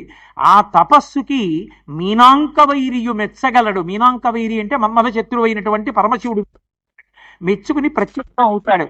ప్రత్యక్షమై కన్యాదాత గారి ఇంటికి వచ్చి పెళ్లి చేసుకుంటాడు ధార్మికంగా. అందుకని ఈ హిమవంతుని ఇంట్లోనే పార్వతీ కళ్యాణం జరుగుతుంది. జరిగిన తరువాత ఈ పిల్ల అఖిల భువన రాజ్య సంపదలు కలిగి సమస్త బ్రహ్మాండములకు అధినేత్రి అవుతుంది. అయి 6 ముఖములు కలిగినటువంటి పిల్లవాడికి తల్లి అవుతుంది. ఆ పిల్లవాడు దేవతా సైన్యానికి ఆధ్యక్షం వహించి తారకాసుర సంహారం చేస్తాడు. కాబట్టి బెంగ పెట్టుకోవలసిన అవసరం లేదమ్మా, పరమశివుడి గురించి తపస్సు చెయ్యి అనేటప్పటికీ ఈ పిల్ల నేనైతే పరమశివుడి గురించి తపస్సు చేస్తాను అని తపస్సుకు బయలుదేరింది. బయలుదేరితే మేనకాదేవి వెంటపడి, అమ్మా తపస్సు అంటే భయంకరంగా ఉంటుంది, ఉపవాసాలు చెయ్యాలి, ఎక్కడో అరణ్యంలో కూర్చోవాలి, మంచులో నించోవాలి, అగ్నిహోత్రంలో నించోవాలి, వర్షంలో తడిచిపోవాలి, శరీరం సొక్కిపోతుందమ్మా, ఇంత లావణ్యంతో ఉండే పిల్లవి వెళ్ళవద్దు వెళ్ళవద్దని వెంటపడింది.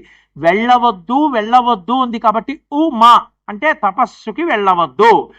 ఆ మేనకాదేవి చేత తపస్సుకి వెళ్ళవద్దు అని ప్రార్థన చేయబడినటువంటి పిల్ల కనుక ఆమెకి ఉమా అని పేరొచ్చింది. వెళ్ళి ఇది పగలని ఇదిరేయని ఇది చలి ఇది ఎండ వాన ఇది అని సతిత మనమున్న తల్లపక పదపడిక లంబు సలిపె పరమత పంబున్. ఇది చలి, ఇది ఎండ, ఇది పగలు, ఇది రాత్రి, ఇది వాన అని చూడకుండా చాలా కాలం ఆ తల్లి అపర్ణ అయి తపస్సు చేసింది. అపర్ణ అంటే ఆకులు కూడా తినడం మానేసి కొన్నాళ్ళు ఆకులే తినేది. పరమశివుడు బాహ్య సౌందర్యాలకి లొంగేవాడు కాడు, అంతఃసౌందర్యానికి లొంగుతాడు. కాబట్టి ఆ తల్లి గర్భలా అయిపోయింది సన్నగా. అంత తపస్సు చేస్తుంటే ఆమె యొక్క వైభవాన్ని, ఆమె యొక్క పాతివ్రత్యాన్ని, పరమశివుని యందు ఆమెకున్న అనురక్తిని లోకానికి చాటి చెప్పడానికి పరమశివుడే బ్రహ్మచారి రూపం వేసుకుని వచ్చాడు.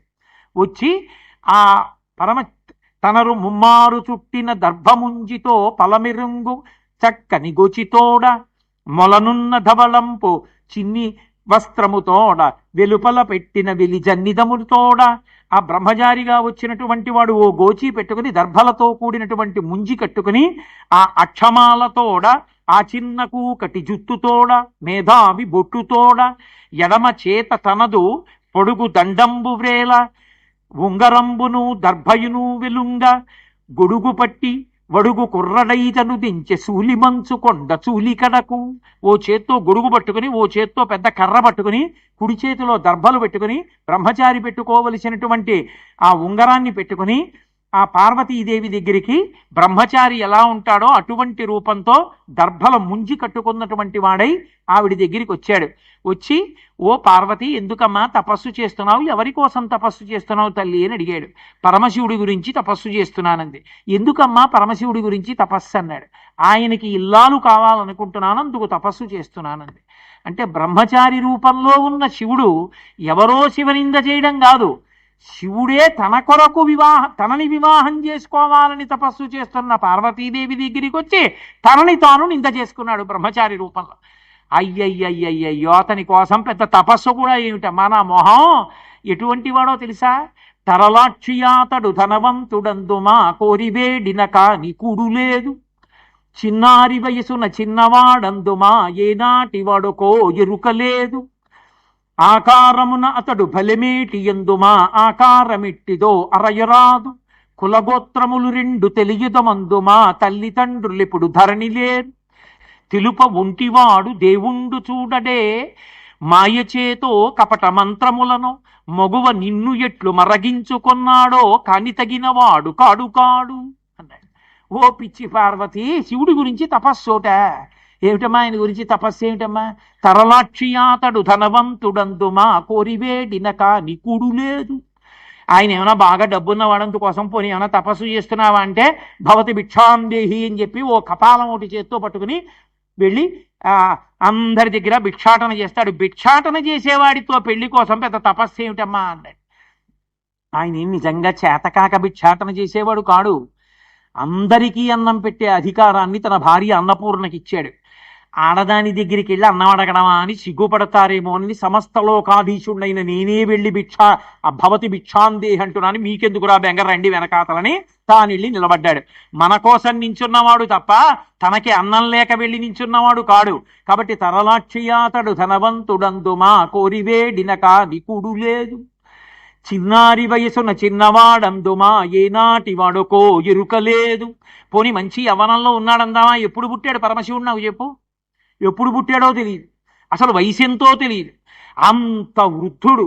ఆయన గురించి తపస్సు ఏమిటమ్మా, ఎప్పుడు పుట్టాడో తెలియని వాడితో పిల్లాడు ఇప్పుడు పుట్టాడండి వయసు ఇంతండి అని చెప్పేవాడు ఎవడైనా ఉండాలా? పరమశివుడి డేట్ ఆఫ్ బర్త్ చెప్పేవాడు ఎవడైనా ఉన్నాడా? ఎందుకమ్మా ఆయన కోసం తపస్సు ఏమిటమ్మా అంటే, ఆయన నిజంగా ఏదో ఎప్పుడో పుట్టినవాడు వృద్ధుడు అని కాదు దాని అర్థం. శివమహిమ్నా స్తోత్రంలో పుష్పదంతుడు అంటాడు, నమో నీధిష్టాయ ప్రియతపదభిష్టాయ చ నమో నమక్షోధిష్టాయ స్మరహర మహిష్టాయ చ నమో నమో వర్షిష్టాయ త్రణయన అభిష్టాయ చ నమో నమ సర్వస్మైతే దిగమితి శర్వాయ నమః అంటాడు.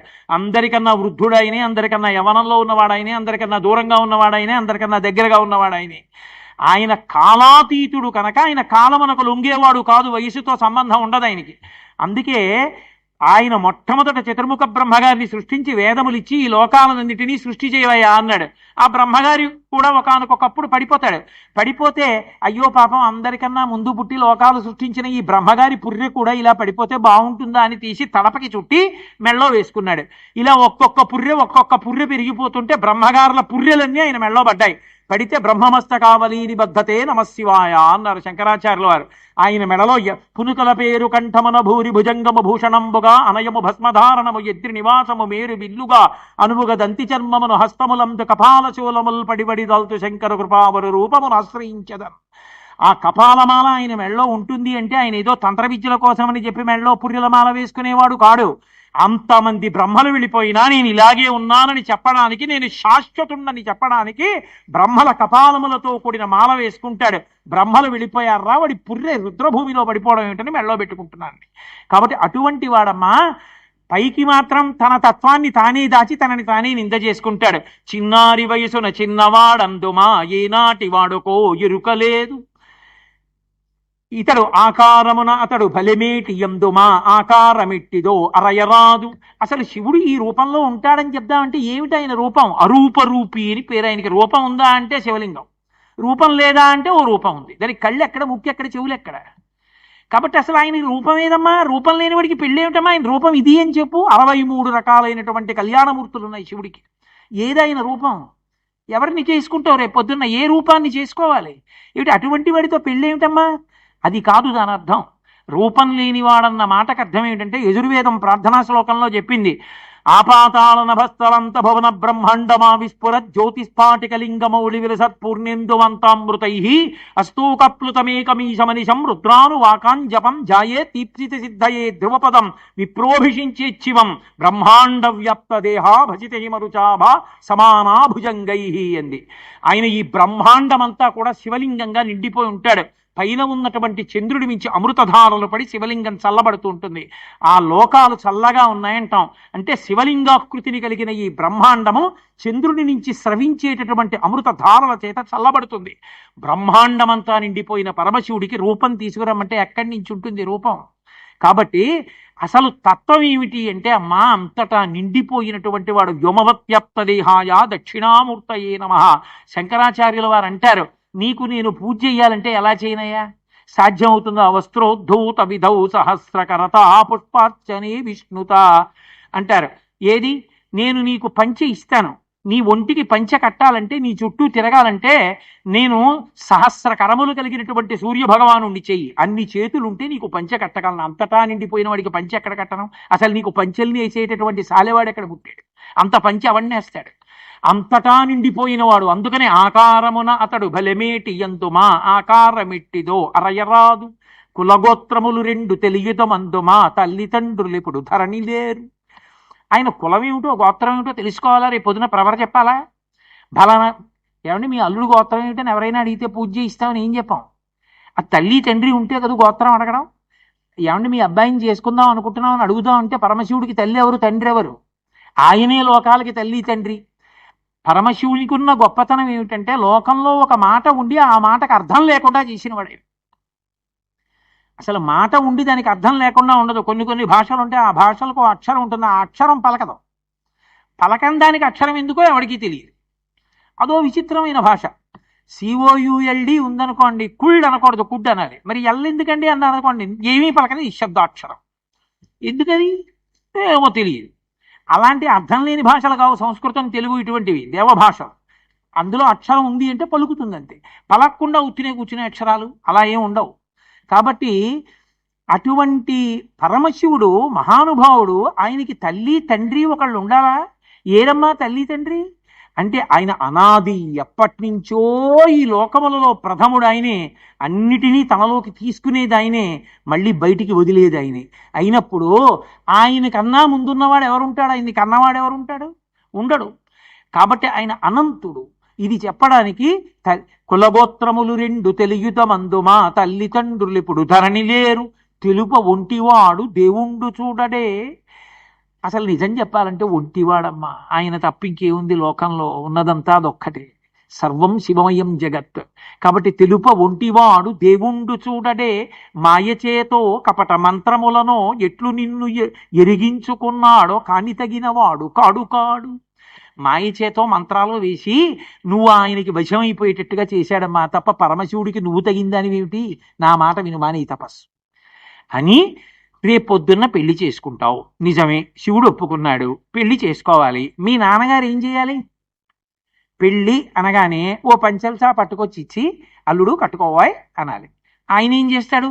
చీనాంబరంబులు చెలువొప్ప కట్టడు మద సింధురేంద్ర చర్మంబుగాని, రత్న కంకణములు రమణుడై తొరగడు ఫణిలోక రాజ కంకణము కాని, చందన గంధంబు జానడై పూయడు మద పంచబాణ భస్మంబు కాని, పువ్వుల దండలు భోగియై తొర్రముడు వెలయింతలేని రే వెలుగు కాని, ఇంట నుండనొల్లడులుకులలో కాని ఎనయ సింహమెక్కడెద్దు కాని, తరుణి తెలుప సిగ్గయ్యడిది వెర్రియనగ శివుడ ఎప్పుడు వినవే చెప్పుమా. ఏమిటమ్మా, రేపు పొద్దున్న మీ నాన్నగారు పంచల్సా పెడతారు, మంచి పట్టు పంచ, తక్కువ వజ్రాలు వైఢూర్యాలతో కూడుకున్నటువంటి సమస్త ధాతువులతో ఉన్నవాడు పర్వతం నీ తండ్రి, ఇచ్చి కట్టుకోవాయి అంటాడు. ఆయన మదసింధురేంద్ర చర్మంబు కాని, చీనాంబరములు నాకొద్దయా, నేను రక్తం ఓడుతున్న ఏనుగు తోలు కట్టుకుంటానంటాడు. రేపు పొద్దున్న పెళ్లి చేసుకోవడానికి వచ్చి పీటల మీద కూర్చొని పైకి లేస్తే అదంతా రక్తం. కొంగుముడి వేద్దామంటే నీ పట్టు కొంగుకి ఏనుగు తోలుకి ఎలా వేస్తారు? ఎంత అసహ్యంగా ఉంటుంది చూసేవాళ్ళకి. ఏంటి అతనితో పెళ్ళి నీకు అంటే ఏనుగు తోలు కట్టుకున్నాడని తక్కువ అనుకోకండి. దాని తాత్వికమైన అర్థం ఏమిటంటే గజాసురుని యొక్క చర్మం కట్టుకుంటాడు అన్న దానికి అర్థం ఏమిటంటే మాయని తొలగించగలిగిన వాడు అని. ఇప్పుడు నేను అదంతా వ్యాఖ్యానం చేయడం సాధ్యం కాదు. అందుకని మాయని తొలగించగలిగినటువంటి వాడు త్రిశూలము చేత్తో పట్టుకుంటాడు. త్రైగుణ్యం శూలమేతస్యాపరసు సత్యనిష్టత అంటుంది లింగపురాణం. అందుకని మహానుభావుడైనటువంటి పరమశివుడు ఏనుగుతోలు కట్టుకుంటాడు, అంతే. గజాసుర సంహారం చేసి ఆయనకి వరం ఇచ్చాడు కాబట్టి. కానీ ఇక్కడ బ్రహ్మచారి చెప్తున్నాడు పట్టుపంచ కట్టుకోడు, రేపు పొద్దున్న ఏనుగుతోలు కట్టుకుంటాడు. ఎంత అసహ్యంగా ఉంటుంది. మీ నాన్నగారు మంచి మంచి కంకణాలు అవి తీసుకొచ్చి అల్లుడు వేసుకోవాలి అని అక్కడ పెడితే అలా వేసుకోడు. ఆయన దగ్గర రకరకాల సైజులు పెట్లు ఉంటాయి. ఒక్కొక్క పెట్టి తీస్తాడు, ఓ పెద్ద పాము నచ్చుతుంది ఆయనకి, ఆ పాము తీస్తాడు, మొలకెట్టుకుంటాడు. పోని యజ్ఞోపవీతం కూడా వేసుకోడు, అదో విచిత్రం. ఇంకో పెద్ద పావును తీస్తాడు, మెళ్ళలో ఇటు నుంచి ఇటు వేసుకుని దాన్ని కుక్కెంలా ఓ ముడేసుకుంటాడు. ఇంకో పెద్ద పావును తీస్తాడు, నడువుకి బెల్ట్లా పెట్టుకుంటాడు. చిన్ని చిన్ని పిల్ల పావులు ఉంటాయి, అవి తీసి ఉంగరాలు పెట్టుకుంటాడు. ఇంకా ఇంకో సైజు పావులు ఉంటాయి, ఆ పెట్టులోంచి తీసి కంకణాలు వేసుకుంటాడు. శంకరాచార్యులు వారు దెప్పి పొడిచారు సౌందర్యలహరిలో. అమ్మవారి కళ్ళల్లో నవరసాలు చెప్పవలసి వచ్చింది శంకరాచార్యులు వారు ఒకప్పుడు. చెప్పవలసి వస్తే మరి నవరసాల్లో భయం కూడా ఉంది. అమ్మవారి కళ్ళల్లో భయం చెప్తే అసహ్యంగా ఉండదు? లోకాలకి భయం పోగొట్టగలిగిన ఆదిశక్తికి భయం వేసింది కళ్ళల్లో అంటే ఎలా చెప్పాలి? అది శంకరులు కాబట్టి చెప్పారు. ఎలా చెప్పారంటే, పార్వతీ పరమేశ్వరులు ఇద్దరూ కూర్చుంటే సరస్వతీదేవి వచ్చి వీణ మీద పరమశివుని యొక్క వైభవాన్ని కీర్తిస్తోంది. పార్వతీదేవి పొంగిపోయింది, మా ఆయన అని పొంగిపోయి ఎవరూ చూడలేదనుకుని ఇలా చేయి చాపి ఆయన చేయి పట్టుకునేటప్పటికి ఏదో చల్లగా పాకినట్టు అనిపించింది. ఇలా చూసేటప్పటికి ఆయన చేతి మీద ఉన్నటువంటి పిల్లపాము ఒకటి ఈవిడి చేతి మీదకి ఎక్కుతోంది. హరాహిభ్యో భీత అన్నారు శంకరాచార్యుల వారు. ఇలా చూసుకుని అట్నుంచి ఎక్కుతున్న పిల్లపాము చూసి ఇలా అందిట అమ్మవారు. అమ్మాప్పుడు నీ కళ్ళల్లో భయం కనపడింది అన్నారు.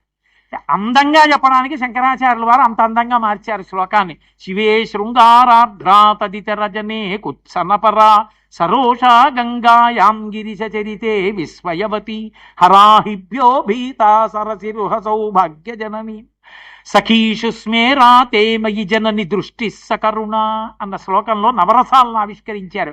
శాంతం చెప్పల. ఏమ్మా శాంతం చెప్పలేదే అమ్మవారి కంటే, అసలు మా అమ్మే శాంతమూర్తి కొత్తగా చెప్పడం ఏమిటన్నారు. అసలు రహస్యం అది కాదు. శక్తి శాంతిస్తే ఇంక అర్థమే ఉంటుంది. అందుకని శాంతం చెప్పలేదు. కాబట్టి అమ్మవారు రేపు పొద్దున్న మీ నాన్నగారు తీసుకొచ్చి కంకణాలు ఇస్తే పెట్టుకోడు. రత్న కంకణములు రమణప్ప తొడగడు పనిలోక రాజ కంకణము కాని. అవి పోనీ ఏవో బృతపాములు, చిన్నపాములు, కట్లపాములు ఇలాంటివి కావు. పక్కన ఎవడో నారస్వరం ఉండేవాడిని పెట్టుకుందాం అంటే వాసుకి లాంటి మహాసర్పాలని పెట్టుకుంటాడు వడ్డానంగా. ఎవడు దగ్గరికి వెళ్తాడు ఇక? ఏంటి ఆయనకి పౌరోహిత్యం చేసి పెళ్లి చేసేవాడు ఉండాలా? ఎవడు దగ్గర కూర్చుని పెళ్లి చేయించేవాడు అని పావులెట్టు కూర్చుంటే వచ్చిన మంత్రం మర్చిపోతాడు. అమ్మ ఏమిటి ఆ పెళ్ళి ఏమిటమ్మా ఆయనతోటి? పైగా చందన గంధం భుజానడై పూయడు మద పంచబాణ భస్మంబుగాని. చక్కగా చందనంగా తీసి చందనం రాసుకోండి అని గిన్నెతో అక్కడ పెడితే జానడై చక్కగా ఉంటే నిండా చందనం పూసుకోవాలి పెళ్లి కొడుకు అంటే. అది మానేసి నేను ఇది రాసుకోనండి అని తన మూడవ కంటి మంటతో కాల్చేసిన మన్మధుని బూది తెచ్చుకుని చేతిలో వేసుకుని కాసి నీళ్లు పోసుకుని కలుపుకుని దోషుడి మీద చెయ్యట్టి మంత్రం చెప్పేది అంతా ఒంటి అంతా ఇలా ఇలా ఇలా ఇలా ఇలా పెట్టేసుకుంటాడు. వీడి దగ్గరికి వెడితే శవభస్మ, అందులో ఉగ్రమైనటువంటి తేజస్సుతో కాలిపోయిన మన్మథ భస్మం. ఏమిటమ్మా ఆయన నీకు పెళ్లి కొడుకు కావలసి వచ్చాడు. ఎంత అసహ్యంగా ఉంటుంది రేపు పొద్దున్న. ఇవన్నీ నిజం అనుకునేరు కాదు, నిందాస్తుతి. ఎందుచేత ఆయన పాములు చేతకాని వాడై పెట్టుకోడు. లోకంలో మీరు ఏ దానం చేయండి పుచ్చుకునేవాడు ఉంటాడు. ఇనుము దానం చేస్తున్నానన్నాను అనుకోండి పుచ్చుకుంటాడు. ఏమండి మా ఇంట్లో ఒక త్రాజుపాము దానం చేద్దాం అనుకుంటున్నాను పుచ్చుకుంటారా అన్నారు అనుకోండి, మీరు 1000 రూపాయలు ఇస్తానన్నా ఎవడు పుచ్చుకో. త్రాజుపాము ఎవడు పుచ్చుకుంటాడు? పాము మృత్యువుకి సంకేతం. ఆయనకి పాములు ఆభరణములంటే మృత్యువు ఆయనకు ఆభరణం. ఆయన్ని ఏం చేయలేదు. ఆయన యమధర్మరాజు గుండెల మీద తన్ని చంపేశాడు యముణ్ణి. కాముణ్ణి కాల్చినవాడు, యముణ్ణి చంపినవాడు పరమశివుడు ఒక్కడే. అందుకే శంకరాచార్యులు వారు శివానందలహరి చేస్తే వక్షస్థాడనమంతకస్య కఠినాపస్మార సంవర్ధనం భుభృత్పర్యటనం నమత్సురశిర కోటీర సంఘర్షణం కర్మేదం మృదులస్య తావక పదద్వందస్య గౌరీపతే మచ్చేతో మణిపాదుకా విహరణం శంభో సదాంగీకురు అన్నారు. ఈశ్వర, యమధర్మరాజు వక్షస్థలం మీద తనినప్పుడు మీ కాలు ఎంత సొక్కిపోయిందో నా మనస్సన్న మణిపాదుక తొడుక్కోండి అన్నారు. అంటే ఆయన పాములు పెట్టుకుంటాడన్న మాటకు అర్థం ఏమిటంటే కాలాతీతుడు, మృత్యువు ఆయనకి ఆభరణము తప్ప మృత్యువు ఆయనని గ్రసించలేదు అని గుర్తు. కాబట్టి అమ్మ పనిలో కరాజకంకణము కాని ఆయన చందనం రాసుకోకుండా ఆ మదపంచబాణ భస్మంబు కాని మన్మథ భస్మం పూసుకుంటాడు అంటే అందరి కోర్కెలు తీర్చగలిగిన వాడు తప్ప తనకొక కోరిక ఉండి తీరక ఏడిచేవాడు ఆయన కాదు. అందుకనైన భస్మ అంటే శాశ్వతమైనటువంటి వాడై ఉంటాడు. ఓం నమో భగవతే సదాశివాయ సకలతత్వ విదూరాయ సకల లోకైక కర్త్రే సకల లోకైక హర్త్రే సకల లోకైక సంహర్త్రే సకల లోకైక సాక్షిణే సకల నిగమ గుహ్యాయ సకల లోకైక వరప్రదాయ సకల దురితార్తి భంజనాయ సకల జగదభయంకరాయ శశాంఖ శేఖరాయ శాశ్వత నిజామాసాయ నిరామాసాయ నిరాభాసాయ నిరాతంకాయ నిష్కలంకాయ నిష్ప్రపంచాయ నిర్ద్వంద్వాయ నిస్సంగాయ నిర్మమాయ నిర్మలాయ నిర్గుణాయ నిరుపమ విభవాయ నిత్యశుద్ధ బుద్ధ పరిపూర్ణ సచ్చిదానందద్వైత పరమ ప్రకాశాయ పరమశాంత ప్రకాశాయ తేజోమయాయ తేజోధిపతయే జయ జయ జయ రుద్ర మహారుద్ర మహారౌద్ర వీరభద్రావతార మహాభైరవ కాలభైరవ కల్పాంత భైరవ కపాలమాలాధర ఖట్వాంగ ఖడ్గ శూల చర్మ ధర మృడ మృత్యుంజయ త్రయంబక సదాశివ పరమశివ నమస్తే నమస్తే నమస్తే నమః అని కవచం స్తోత్రం చేసిందంటే మహానుభావుడైనటువంటి వాడు అందరినీ అనుగ్రహించగలిగినటువంటి అఘోర రూపములున్నవాడే తప్ప ఆయన కోరికలతో కాలిపోయేవాడు కాదు. అటువంటి వాడు కాబట్టి కాముణ్ణి కాల్చిన వాడమ్మా. అది లోపల స్తోత్రం. పైకి చందనం రాసుకోడు, ఆ మన్మథ భస్మ రాసుకుంటాడమ్మా అని పైకి. ఇంకొక మాట చెప్పాడు, పువ్వుల దండలు భోగియై తుర్రమడు వెలయింతలేని రే వెలుగు కాని. పూలదండ వేసుకుని ఉండాలి పెళ్లి కొడుకు చక్కగా. పెళ్లి కొడుకుని చేసిన దగ్గర నుంచి మెళ్ళో పూలదండ ఉండాలి. అసలు నిజానికి ఎప్పుడూ పూలదండ ఉండాలి. పూలదండ ఉండేలా ఉంటే కదూ వేసుకోవడం. తడిసి ముద్దయిపోయిన పూలదండ ఎక్కడ వేసుకుంటాం, కుదురుతుందా? కాబట్టి దానికి అలా కదుగుని అక్కడ పెట్టుకోవడం. కాబట్టి పూలదండ ఎప్పుడూ మెళ్ళో ఉండాలి. శ్రీరామాయణం బాలకాండలో ఓ మాట చెప్తారు, నాకుండలి నామకుటి నాస్రగ్వి నాల్పభోగవాన్ నా హస్తాభరణో నాపి విద్యతే నాప్యనాత్మవాన్ తలపాగా చుట్టుకోకుండా, మెళ్ళో పూలదండ వేసుకోకుండా, చందనం రాసుకోకుండా, సువాసన భరితంగా ఎప్పుడూ సంతోషంగా ఉండకూడదు అని. కాబట్టి ఆయన మెళ్ళో పూలదండ వేసుకోవాలి రేపు పొద్దున్న పెళ్లికుడి కంటే. పూలదండ వేసుకోమంటే పూలదండ వేసుకోడు. ఏం వేసుకుంటాడో తెలుసా? 5 రూపాయలు పెట్టి కొనుక్కోవడానికి సాధ్యంగాని రాత్రిపూట వెలుగుంటుంది చంద్రబింబం. ఆ తదీనాటి చంద్రరేఖ తెచ్చి కొప్పులో ఇక్కడ పెట్టుకుంటాడు. చంద్రరేఖ ఇక్కడ ఉంటుంది, పెద్ద కొప్పు పెట్టుకుంటాడు కాబట్టి కిరీటం పెట్టుకోడు. ఏం బాగుంటుందమ్మా? చక్కగా ఏదో దువ్వుకుని సంపంగి నూనె రాసుకుని ఏదో కిరీటం పెట్టుకుని చక్కగా పెళ్లికి కూర్చుంటే పెళ్లి కొడుకు చూడముచ్చటగా ఉంటాడు. లేదా చక్కగా నొక్కులు జుత్తుతో ఉండాలి. అది మానేసి ఏమిటి ఆ జుత్తు ఏమిటి, అందులో ఓ చంద్రవంక ఏమిటి ఇలా పొడుచుకొచ్చి రేపు పొద్దున జీలకర్ర బెల్లం పెట్టమంటే నీ చెయ్యి ఎడితే చల్లగా ఉంటుంది, చేతికి గుచ్చుకుంటుంది. ఏమిటమ్మా పెళ్లి కొడుకు ఎక్కడ దొరికాడమ్మా నీకు? అది కాదు దాని అర్థం. చంద్రుడు శుక్లపక్ష కృష్ణపక్షములన్న పేరుతో పెరుగుతాడు, తరుగుతాడు. దానిలో కాలం వెళ్ళిపోతుంది. చంద్రవంకని ఆయన ధరిస్తాడు అంటే కాలమును ఆయన ధరిస్తాడు తప్ప కాలమునకు లొంగడు. లొంగని వాడు కాలమునకు లొంగకుండా మన అనుగ్రహిస్తాడు. అంటే మోక్షమును ఇవ్వగలిగినటువంటి వాడు పరమశివుడు అని. కాబట్టి వెలయింతలేనిరే వెలుగు కాని ఇంట నుండనొల్లడులుకొలలో కాని యనయసింహం ఎక్కడెద్దు కాని. రేపొద్దున్న పెళ్ళైపోయిన తర్వాత కొంగుముడి వేసి గృహప్రవేశం చేయించడానికి తీసుకెళ్తే ఆయనకేం ఇల్లు లేదు. ఎక్కడికి తీసుకెళ్తాడో తెలుసా? ఆయన శ్మశానంలో ఉంటాడు. గృహప్రవేశం చేయమంటే శ్మశానానికి తీసుకెళ్తాడు. నువ్వు రేపొద్దున్న ఆయనతో శ్మశానంలో కాపురం చేయాలి. ఏమిటమ్మా ఆయనతో పెళ్ళి ఏమిటమ్మా?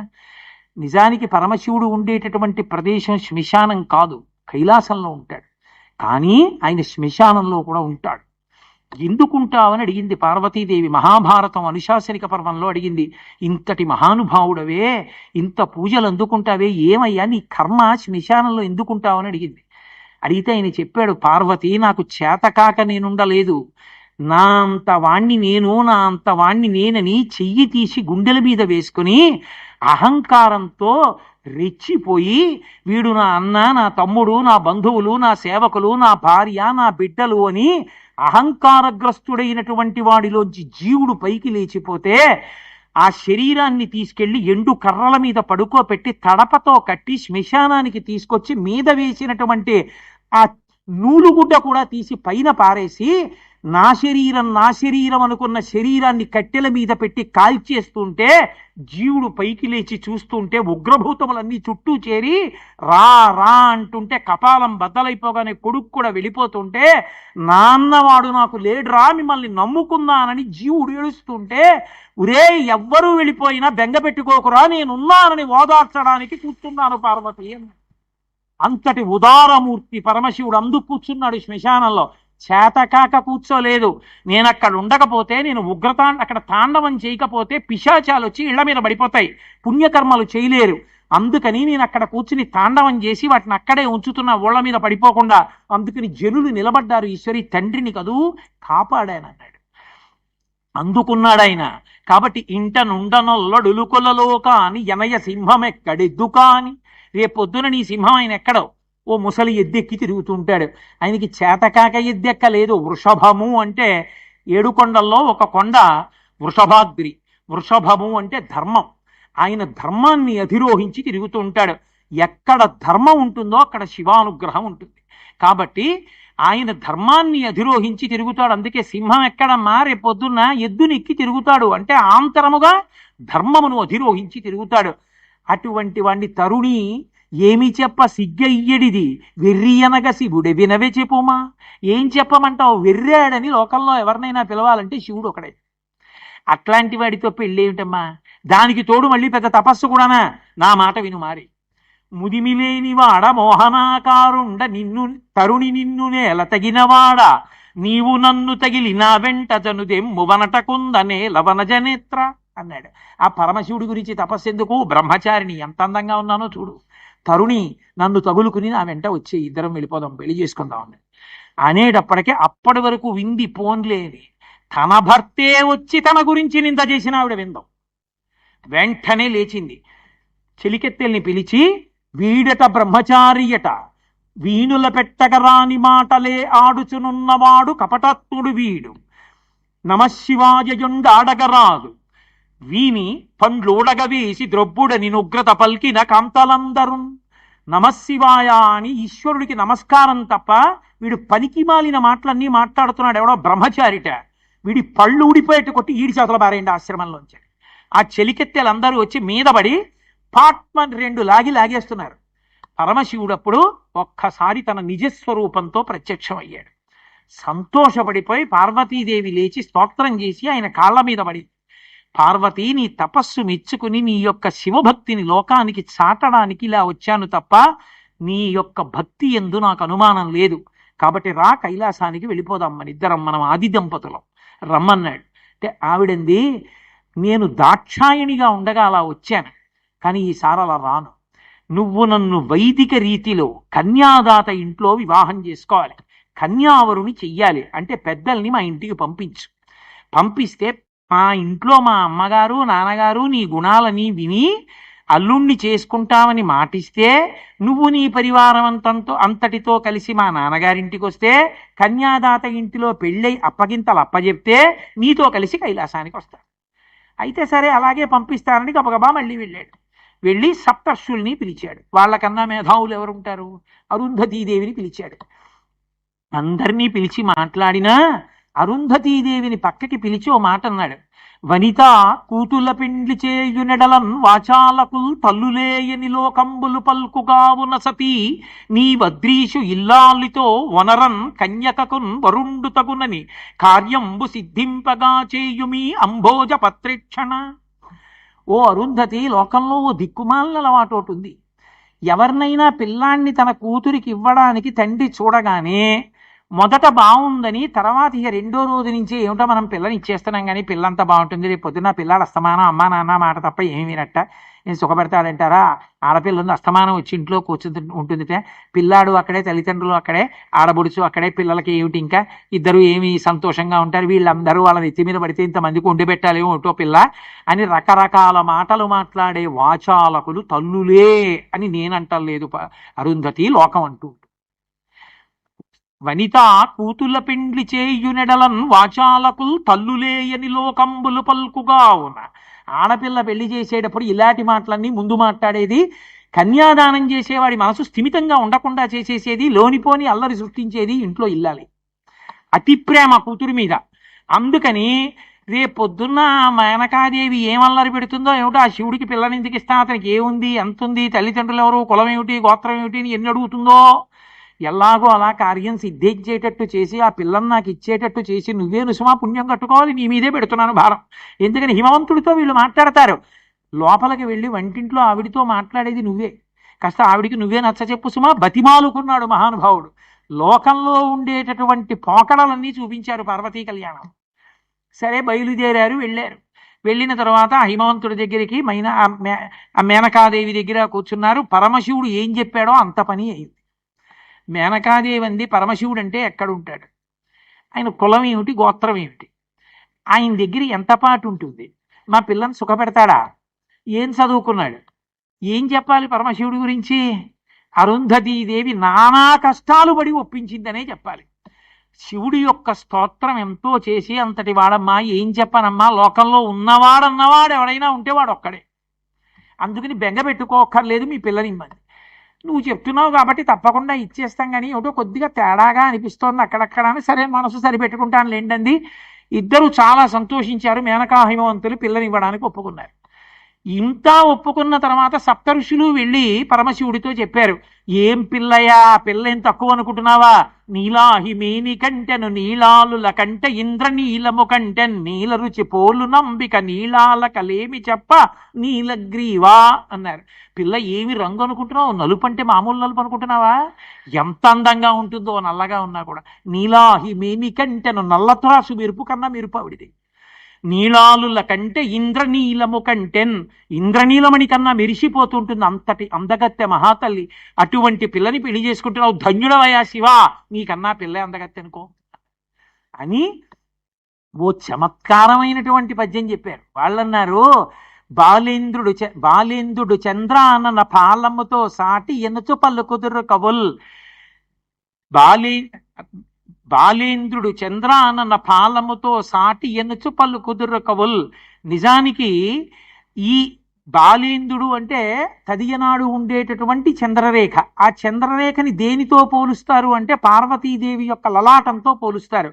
ఆ చంద్రుడికి ఉండేటటువంటి కాంతి ఆ పార్వతీదేవి యొక్క పాల రుచులతో అంటే నుదుటి కాంతితో పోలుస్తారు. కానీ బాలిక పాల రుచులపై బాలేందుండెంతవాడు బాలేందుధరా అన్నారు. అసలు నిజానికి ఆ బాలిక యొక్క పార్వతీదేవి యొక్క పాలభాగానికి ఉండే కాంతితో పోలిస్తే ఆ బాలచంద్రుడి యొక్క కాంతి ఏపాటిది, ఎందుకు పనికిరాడు. ఏదో పోల్చాలి కాబట్టి బాలచంద్రుడితో పోల్చాడు. కానీ అప్రాకృతమైనటువంటి శరీరం, కోటి మన్మధులు నడిచొస్తున్నట్లుగా ఉన్నాడు.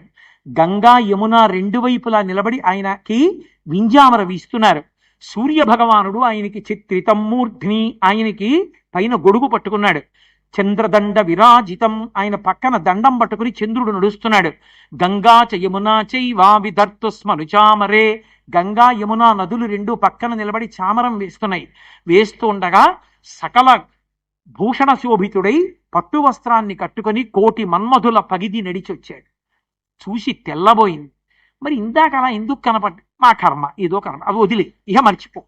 ఇలాగే ఉంటాడు, అలా ఉండడు ఇప్పుడు. ఎందుకో అలా ఉన్నాడు, ఏదో ఒక కారణం ఉంది, నీకు తర్వాత తెలుస్తుంది. ఇలా ఉంటాడు. సరే అయితే కళ్యాణం ఒప్పుకుంటున్నాను, వివాహానికి తీసుకొచ్చారు, పెళ్లికి కూర్చోబెట్టారు. ప్రవర చెప్పాలి కదా, ప్రవర చెప్పవలసి వచ్చింది. బ్రహ్మగారే పౌరోహిత్యంలో ఉన్నాడు, ఆయనకి తెలీదా? హిమవంతుడిని అడిగాడు, అమ్మా మీ ప్రవర చెప్తాం కానీ, మీ ప్రవర అంటే హిమవంతుడు చెప్తాడు, చెప్పేస్తాం, కానీ మరి పెళ్లి కొడుకు ప్రవర చెప్పాలి కదా, ఒక్కసారి తండ్రి తాత ముత్తాత పేర్లు ఏమిటో చెప్పండి అన్నాడు. అంటే ఏమో ఎవరికి తెలుసు, ఆయన తల్లి ఎవరో తండ్రి ఎవరో నాకు తెలియదు అన్నాడు హిమవంతుడు. మరి అలా సంబంధం ఎలా కుదుర్చుకున్నావు అంటే, ఎవరిని అడగ, బ్రహ్మగారిని, పురోహితుడు కాబట్టి బ్రహ్మగారిని అడిగారు, విష్ణువుని అడిగారు, దిక్పాలకులు ఏమో మాకన్నా ముందు ఆయనే పుట్టాడు, మాకు తెలియదు అన్నాడు. ఆఖరికి ఈ పెళ్లి సంబంధం కుదర్చడంలో ప్రధాన పాత్ర పోషించిన వాళ్ళు నారదుడు, అరుంధతి. అరుంధతిని అడిగారు, ఏమో నాకు ఆ విషయం తెలియదు సుమా అందావిడ. నారదుడిని అడగడానికి వెళ్ళారు, ఆయనేమో మహతి వీణ వాయించుకుంటూ కూర్చున్నాడు. అంతలో విపరీతమైన కోపం వచ్చి ఆ హిమవంతుడు వెళ్ళి వీణ పట్టుకున్నాడు. ఓ పక్క ప్రవర తెలియక మేము చచ్చిపోతుంటే ఈ వీణ కచేరీ ఏమిటి, అసలు పరమశివుడి ప్రవర ఏమిటో చెప్పన్నాడు. పరమశివుడికి ప్రవర ఏమిట్రా, ఆయన నాదస్వరూపుడు, ఆయనే ఆదిమధ్యాంతరహితుడు, ఆయనకి తుది మొదలు ఉండవు, ఆయనకి ప్రవర ఏమిటి, అందుకే నేను నాదస్వరూపుడైన పరమశివుడి ప్రీతి కొరకు వీణానాదం చేస్తున్నానన్నాడు. అప్పుడు చతుర్ముఖ బ్రహ్మగారు ఏదో ప్రవర చెప్పాలి కదూ, ఎవరో వెనకటికి పాలేరుగా ఉండడానికి వచ్చేట. వస్తే ఇంటి యజమాని చాలా సంతోషించి, చాలా బాగా పనిచేస్తున్నామని 3 రోజులు పని చేయించుకుని, నీ పేరే బాగులేదు పెరుమాళ్, ఏదైనా కోపం వస్తే నేను తిట్టాలంటే పెరుమాళ్ళు అని పిలిచి ఏం తిడతాను, పెరుమాళ్ళు అంటే భగవంతుడు, అందుకని మీ ఊరు వెళ్ళి పేరు మార్చుకురానో 10 రూపాయలు ఇచ్చాడు. ఇస్తే ఆయన ఊరు వెళ్ళి మళ్ళీ తిరిగి వచ్చాడు, మార్చుకున్నావా పేరు అన్నాడు. మార్చుకున్నాను అన్నాడు. ఏమిటి నీ పేరు ఇప్పుడు? పెద్ద పెరుమాళ్. పెరుమాళ్ కాదు, పెద్ద పెరుమాళ్. ఏమిటి తేడా? పరమశివుడి కళ్యాణానికి ప్రవర చెప్పాలంటే ఏం చెప్పాలి? అందుకే నిర్గుణ, నిరంజన, నిరాఖ్యాత, నిరామయ, నిర్వికల్ప పంచారుషేయ ప్రవరాన్విత పరమశివ గోత్రస్య, అంతకన్నా గోత్రం ఆయనకి ఏం చెప్తారు? అందుకని పరమశివ గోత్రస్య విశ్వనాథ శర్మణో నప్త్రే, విశ్వనాథుడనబడేటటువంటి శర్మగారి యొక్క మునిమనవడు. విశ్వేశ్వర శర్మణ పౌత్రాయ, విశ్వేశ్వర శర్మ గారి పౌత్రుడు ఎవరు? విశ్వనాథుడు ఎవరు? విశ్వేశ్వరుడు ఎవరు? విశ్వేశ్వర శర్మణ పౌత్రాయ సుందర శివశర్మణ పుత్రాయ అఖిలాండకోటి బ్రహ్మాండ నాయకాయ తత్వాతీతాయ కైలాసపర నివాసాయ విశ్వేశ్వర శర్మణే వరాయ అని అక్కడికి ప్రవర పూర్తి చేశారు. అమ్మవారి ప్రవర చెప్పాలి. కాశ్యపావత్సారనైధృత త్రయారుషేయ ప్రవరాన్విత కాశ్యపస గోత్రస్య, అమ్మవారి గోత్రం మాత్రం 3 ఋషులతో కూడుకున్నటువంటి కాశ్యపస గోత్రంలో పుట్టినటువంటి తల్లి. త్రికూటాచల శర్మణో నప్త్రీ, త్రికూటాచల శర్మ యొక్క మునిమనవరాలు. కోలాహల శర్మణ పౌత్రీం, కోలాహలమనబడేటటువంటి పర్వతం యొక్క ఆ మనవరాలు. హిమాచల శర్మణ పుత్రీం అఖిలాండకోటి బ్రహ్మాండ నాయకీం తత్వమర్థస్వరూపిణీం మహాలక్ష్మీ స్వరూపిణీం పార్వతీదేవి నామ్నీం కన్యాం అని ప్రవర చెప్పారు. చెప్పి పార్వతీ పరమేశ్వరులిద్దరికీ కూడా కళ్యాణం పూర్తి చేశారు. పార్వతీ పరమేశ్వర కళ్యాణం పూర్తయిపోయింది, కన్యాదానం చేశారు. కానీ హిమవంతుడికి మేనకాదేవికి మనసులో మాత్రం ఒక చిన్న భయం ఉండిపోయింది. మరి మనకు అలా ఎందుకు కనబడ్డాడు? అది తప్పని నారదుడు అంటలేదు, నిజమే అలా కనపడ్డాడు అంటున్నాడు. అలా మళ్ళీ కనపడితే అన్న బెంగ కడుపులో ఉండిపోయింది కాబట్టి త్రికరణ శుద్ధి లేని కన్యాదానం చేశారు కాబట్టి హిమవత్ పర్వతం ఉండిపోయింది. హిమవత్ పర్వతాన్ని దేవతల కోరిక మేర ఉంచడం కోసమని తన పెళ్లికి తానే అన్ని మాటలు పడి కళ్యాణం చేసుకున్న మహానుభావుడు ఉదారుడు పరమశివుడు. పార్వతీదేవికి ఇచ్చిన మాట నిలబెట్టుకోవడానికి కన్యాదాత గారి ఇంటికి వెళ్ళి కన్యని అపేక్షించి ప్రవరతో వివాహం చేసుకుని అందరినీ తృప్తిపరిచాడు. ఓ పక్క ఇంత అల్లరి పూర్తయింది అనుకునేటప్పటికి శ్రీ మహావిష్ణువు గబగబా వచ్చాడు. వచ్చి మహానుభావ శంకరా, ఒక పెద్ద ఉపద్రవం వచ్చేసింది అన్నాడు. ఏం వచ్చింది అన్నాడు. ఓ శంకరా, సంపూజ్య బృందారక కామధ్వంసక, మీ వివాహమంచూడ లోకములన్నీయున్ సంప్రీతిన్ వచ్చి చేరగను. మహావ్రీగై భరంభోర్వక ఈ ధరణీ చక్రము కృంగే సమతం పొందించి రక్షింపవే. ఆడపిల్లి వారు పర్వతాల్ని, నదుల్ని, సముద్రాల్ని, పిల్లయేర్లని, ఆఖరికి పర్వతాల్లో ఉండేటటువంటి మృగాల్ని, జింకల్ని అన్నిటినీ పిలిచేశారు. వాళ్ళందరూ వచ్చేశారు. ఇటుపక్క నుంచి మీ వైపు నుంచి ఊర్ధ్వలోకాల్లో ఉన్న వాళ్ళందరూ వచ్చేశారు. అందరూ వచ్చి హిమాలయ పర్వతాల మీద పెళ్లి కూర్చోవడంతో భూచక్రం కూగిపోయింది. ఒక పక్క బరువు ఎక్కువైపోయింది. కాబట్టి ఇప్పుడు సమతం పొందించి రక్షింపవే, మళ్ళీ భూచక్రం నిలబడేటట్టుగా చేయమని అడిగారు. వెంటనే పరమశివుడు పెళ్లిపీటల మీద కూర్చున్నవాడే చుట్టూ చూశాడు. మహానుభావుడు ఎవడరా నిలబెట్టగలిగిన వాడని. పొట్టిగా ఉంటాడు, కానీ ఆచమనం చేస్తే సముద్రాన్ని ఆచమనం చేసేస్తాడు. బ్రహ్మవైవర్త పురాణంలో చెప్తారు, రాక్షసులందరూ పాతాళ లోకంలోంచి సముద్రంలో ఉన్న ద్వారంలోంచి పైకొచ్చేవారు రాత్రిళ్ళు. అలా పైకొస్తున్నారని దేవతలు ప్రార్థించారు అగస్త్యుడి దగ్గరికి వెళ్ళి, అయ్యా ఈ సముద్రంలో నీళ్ళన్నీ మీరు ఆచమనం చేసేసేయండి, చేసేస్తే మేము రాక్షసుల్ని చంపేస్తామన్నారు. ఆయన ఆచమనం అంటే 3 మాటలు చేయాలి. ఓం కేశవాయ స్వాహ, ఓం నారాయణాయ స్వాహ, ఓం మాధవాయ స్వాహ అని 3 మాటలు ఆచమనం చేయవలసింది. అగస్త్య మహర్షి సముద్రం దగ్గరికి వెళ్ళి ఓం కేశవాయ స్వాహ అని అడిగే, నీళ్ళు నా కమలంలో ఉచ్చుకుంటానులే వెళ్ళండి అన్నాడు. వెళ్ళారు. ఆ సముద్రంలోంచి పాతాళంలోంచి పైకొచ్చే ద్వారంలోంచి వస్తున్న రాక్షసులందరినీ సంహారం చేసేశారు. కానీ భూమికి సమతౌల్యం ఉండాలంటే నీళ్లు ఉండాలి. అగస్త్యుడి దగ్గరికి వెళ్ళి అడిగారు, అయ్యా నీళ్లు వదిలేయండి అన్నారు. మీరు ఈ మాట ముందు చెప్పలేదు, ఆచమనం చేయమన్నారు, చేసేశారు. ఇప్పుడు లేవు నీళ్లు, జీర్ణం అయిపోయాయి. అయిపోయి సముద్రం జీర్ణం అయిపోవడం ఏమిటండి, ఇప్పుడు ఎలా మరి నీళ్లు లేకపోతే అన్నారు. ఉన్న నీళ్లు వదిలేస్తానన్నాడు. కాబట్టి ఉన్న నీళ్లు వదిలేయడం అంటే జీర్ణం అవగా మిగిలిన నీళ్లు ఉన్నాయి, మూత్రావయవంలో చదులుతాను ఉప్పగా అయిపోయాయి మరి అన్నాడు. వదిలేయమన్నారు. అగస్త్యుడి మూత్రావయవంలోంచి వచ్చింది కాబట్టి సముద్రపు నీరు ఉప్పగా ఉంటుంది. అందుకే పర్వదినంలోనే స్నానం తప్ప సామాన్య దినాల్లో స్నానం లేదు. నది దగ్గరికి వెడితే సంకల్ప స్నానం, సముద్రం దగ్గరికి వెడితే మహాసంకల్ప స్నానం. రామేశ్వరం వెళ్ళారనుకోండి, సంకల్పం చెప్పి స్నానం చేయకూడదు, మహాసంకల్పం చెప్పి స్నానం చేయాలి. ఎక్కడ సముద్ర స్నానం చేసినా అంతే. ఎక్కడ పర్వదినంలో సముద్ర స్నానం చేసినా మహాసంకల్పం చెప్పి చెయ్యాలి, లేకపోతే ఫలితం ఉండదు. అగస్త్యుడంటే అంతటి మహానుభావుడు. ఆ కాశీఖండంలో ఆ అగస్త్యుడి ఆశ్రమము, ఆయన యొక్క తపశ్శక్తి గురించి వర్ణిస్తారు. ఆయన్ని పిలిచి పరమశివుడు, నువ్వు ఒక్కడి వెళ్ళిపోతే చాలు దక్షిణ దేశానికి, ఉత్తర దిక్కు నిలబడుతుంది కాబట్టి వెళ్ళిపోమన్నాడు. అయ్యో కాశీపట్టణం ఉంది, ఉత్తర దిక్కున వదిలి వెళ్ళలేనన్నాడు. నీకేం పర్వాలేదు, మళ్ళీ దక్షారామంలో నీకు నేను దక్షిణ కాశీగా దర్శనమిస్తాను, వెళ్ళమన్నాడు. అప్పుడు అగస్త్యుడు వింధ్య పర్వతాన్ని దాటి దక్షిణ దిక్కుకి రావడం వల్ల భూచక్రం నిలబడింది. పార్వతీ పరమేశ్వర కళ్యాణం పూర్తయింది.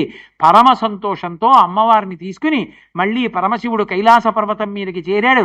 షణ్ముఖోత్పత్తి జరిగింది. సుబ్రహ్మణ్య స్వామి వారు పుట్టిన తరువాత దేవసేనకంతటికి ఆధ్యక్షంలో కూర్చోబెట్టారు.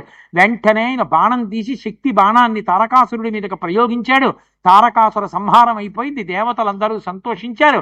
పార్వతీ పరమేశ్వరుడిద్దరూ జగత్తుకంతటికి తల్లిదండ్రులై సింహాసనం మీద కూర్చునుండగా లోకాలన్నీ ఏ భయం లేకుండా తల్లిదండ్రుల యొక్క ఛత్రఛాయలలో పరమ సంతోషంగా ఆనందంగా ఉన్నాయనేటటువంటి మంగళకర వాక్కుతో ఈ 3 రోజుల కళ్యాణ శోభాని ఏర్పాటు చేసిన ప్రసంగాల పరంపరలో 3వ రోజు పార్వతీ కళ్యాణ ఘట్టాన్ని ఇక్కడతో పూర్తి చేస్తూ మంగళాశాసన పరై మదాచార్య పురోగమై సర్వైశ్చ పూర్వైరాచార్యై సత్కృతాయాస్తు మంగళం. మంగళం కోసలేంద్రాయ మహనీయ గుణాత్మనే చక్రవర్తి తనూజాయ సర్వభౌమాయ మంగళం. ఉమాకాంతాయ కాంతాయ కామితార్థప్రదాయినే శ్రీగిరీశాయ దేవాయ మలినాథాయ మంగళం. సర్వం శ్రీ ఉమామహేశ్వర పరబ్రహ్మార్పణమస్తు. స్వస్తి.